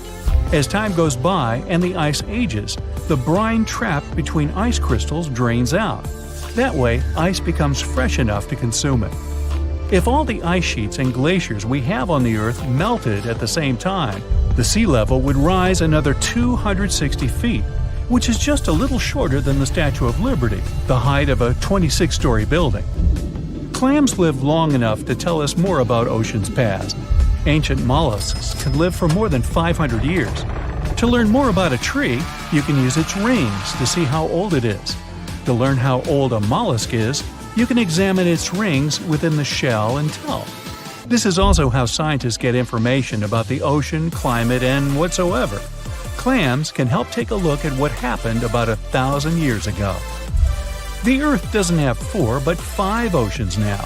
The new one, called the Southern Ocean, was officially recognized only a few months ago. It borders the Atlantic, Pacific, and Indian Oceans, so scientists couldn't agree if it's really a new ocean or just part of the colder regions of these 3. We don't only divide oceans on maps. Each has different conditions for unique marine species. For example, the Southern Ocean has leopard seals, orcas, minke whales, emperor penguins, and other animals that live in cold, icy seas. It's also home to krill, small creatures that look like shrimp and are food for many bigger animals that live there. Life on our planet started about 3.5 billion years ago. I wasn't around then. It's still a mystery how and when exactly, but some theories say life could have first emerged in the depths of the ocean. A few years ago, scientists found microscopic tubes and filaments within rocks formed about 4 billion years ago. These rocks are fragments of ancient oceanic crust. Also, these tiny tubes and filaments are similar to microbes that can still be found on hydrothermal vents in deep parts of the ocean. The idea is these living cells found conditions to stay alive in tiny rocky pores inside the chimneys of those vents, and started the amazing adventure of the evolution of life on our planet. A tsunami hitting major cities on or near the Mediterranean Sea and in the northeastern part of the Atlantic Ocean is not a matter of if, but when. It is scary and surreal to think that places like Cannes or Barcelona could suddenly get slammed by a huge wave, but the fact is, European coastlines are in active tectonic areas. Only about 10% of all tsunamis worldwide happen in the Mediterranean, and there have been at least 290 tsunamis in this area since 1600 before Common Era. Despite the relatively low number, this phenomenon has caused numerous devastating disasters throughout Europe's history. Back in 1755, an estimated 8.5 magnitude earthquake with an epicenter southwest of Cape St. Vincent triggered a tsunami that destroyed most of Lisbon, the capital of Portugal. About 40 minutes after the earthquake, this massive wave just slammed into the harbor in downtown, racing up the Tagus River. The phenomenon was so fast that several people on horseback had to gallop to higher ground to avoid getting carried away. And this was just the beginning of a nightmare, with 2 more terrifying waves hitting Lisbon right after. A disaster like this is similar to what we see in the Pacific Ocean several times a century, but in the Atlantic, it's very rare. This type of major tsunami is expected to happen every 3 to 5 centuries, but now it could happen tomorrow. Marseille in France, Chipion in Spain, and other cities are on the list of important locations that could be flooded soon, with a roughly 100% chance of being hit by a tsunami in the next 30 years. Statistics show that the wave will probably be more than 3 feet high. I know, it doesn't sound like much, especially since when we think about tsunamis, we imagine terrifyingly tall waves, like the one that hit Lituya Bay in Alaska. In that case, the wave was over 1,700 feet tall. But we must remember that even waves only 19 inches high can be dangerous to swimmers, because it's not the height of the tsunami that matters, but also the flow and movement of the water. Not to mention the flooding, which can damage beaches, harbors, and streets. If the coastline has a small harbor and the waterfront is exceptionally low, like Cannes, this natural disaster might be much more dangerous. Tsunamis around 6 feet high can lift cars off the ground, while smaller waves can create walls of water traveling at 40 miles per hour. Plus, there are these smaller events that might not wreck everything, but still can cost a ton of money. For example, large sandbars that move around on the ocean floor, like sand dunes shifting in deserts. They can mess up pipelines or deep-sea cables for internet and communications, and that ends up costing businesses and governments millions of dollars. That's why organizations like UNESCO are worried about the possibility of a dangerous tsunami hitting Europe soon. So they're doing everything they can to prevent apocalyptic scenarios, like what happened in 2004 when an earthquake off the coast of Sumatra, Indonesia, caused waves over 100 feet high in coastal communities, resulting in over 200,000 lives lost. And let's not forget about 2011, when an earthquake off the coast of Tohoku, Japan, triggered a tsunami that reached about 6 miles inland and caused a major nuclear accident at a power station along the coast. Over 16,000 people lost their lives in that tragedy, and the event resulted in billions of dollars in infrastructure damage. These disasters were huge wake-up calls, and we've come a long way since 2004.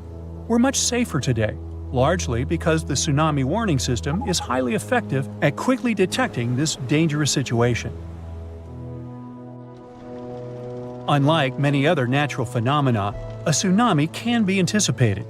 We may only have a few minutes to act, but if we all know what to do, many lives can be saved. And in most parts of the world, sirens are commonly used to alert people to tsunamis. To sound the siren as early as possible, initial tsunami alerts usually rely only on seismic data. First, specialists receive information about an earthquake, Seismic waves travel about 100 times faster than tsunamis, so they have enough time to analyze the data and see if the earthquake might have generated a tsunami and whether they should issue an initial tsunami alert. At U.S. warning centers, for example, scientists typically issue initial alerts within 5 minutes of an earthquake. If a tsunami is suspected, these alerts may also include information about wave arrival times, recommended actions, and potential impacts. But sounding the alarm is not enough. To save lives, coastal communities also need to be trained to respond fast and in the best way possible. That's why UNESCO produced this program called Tsunami Ready, aiming to train people living in coastal areas at risk on how to act in case of a tsunami event by the year 2030. The idea is to help communities stay safe by teaching them how to protect their livelihoods and safeguard their homes. Being recognized as Tsunami Ready by UNESCO doesn't mean a community is tsunami-proof, of course. It's more like a recognition that they have adopted all possible measures to mitigate tsunami risks. So authorities are helping communities to prepare themselves by installing evacuation signs, establishing security procedures, and creating plans to warn tourists.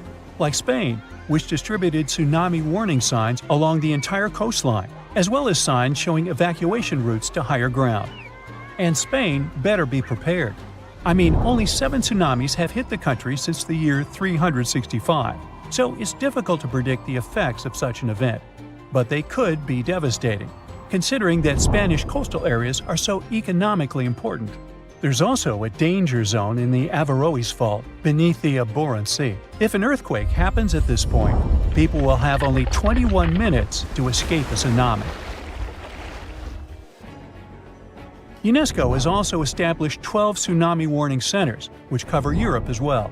This initiative involves 5 centers located in the Mediterranean and Northeast Atlantic regions. These centers can save thousands of lives because they monitor ocean disturbances 24/7. Then, after analyzing the threat, they send out messages based on the event's potential to cause a tsunami. The intensity scale ranges from no effect to completely devastating. And by that, they understand that nearly all brick buildings could be demolished by waves, and even the most reinforced concrete structures could suffer heavy damage.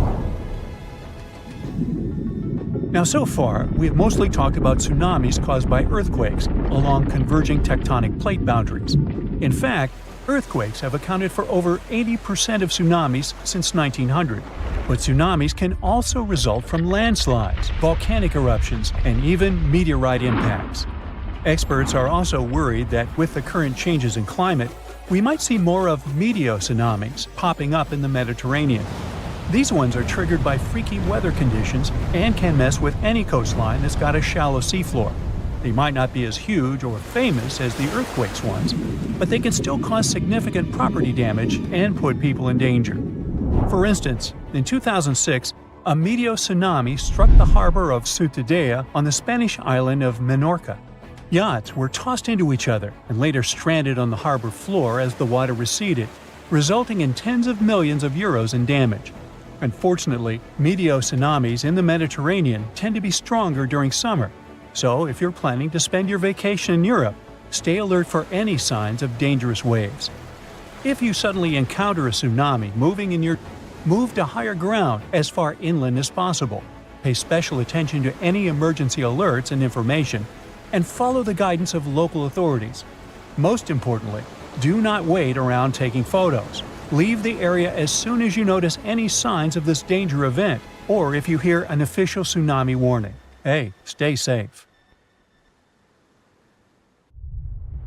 If all the volcanoes on Earth suddenly erupted together, it'd be loud. We'd also have around 1,500 of these formations bursting at once. Now, normally it's just 10 to 20 volcanoes that are active each day. But what would the world look like if they all blew their tops simultaneously? Geologists think it wouldn't be pretty. Even if only the land volcanoes erupted together, it would set off a chain reaction way worse than anything we've ever seen before. The two big problems would be ash and volcanic gases. While the explosions in lava would be damaging for people nearby, the real danger lies in what happens next. A thick layer of ash would cover the planet, blocking out sunlight completely. No sunlight means no photosynthesis, which means crops would fade away and temperatures would drop considerably. And all this ash cloud could remain in our atmosphere for up to 10 years. Now, ash aside, there's also acid rain to worry about. Volcanic gases like hydrochloric acid and sulfur dioxide would mix with the atmosphere and fall back down as acid rain. This type of weather would harm the groundwater and ocean surfaces. Even if humans would find a way to survive up to this point, we'd have no corals and no other sea creatures around. Scientists have seen similar events in Earth's history at a smaller scale. Big volcanic eruptions have been linked to mass extinctions. When Mount Pinatubo erupted in 1991, it cooled parts of the world for 2 years.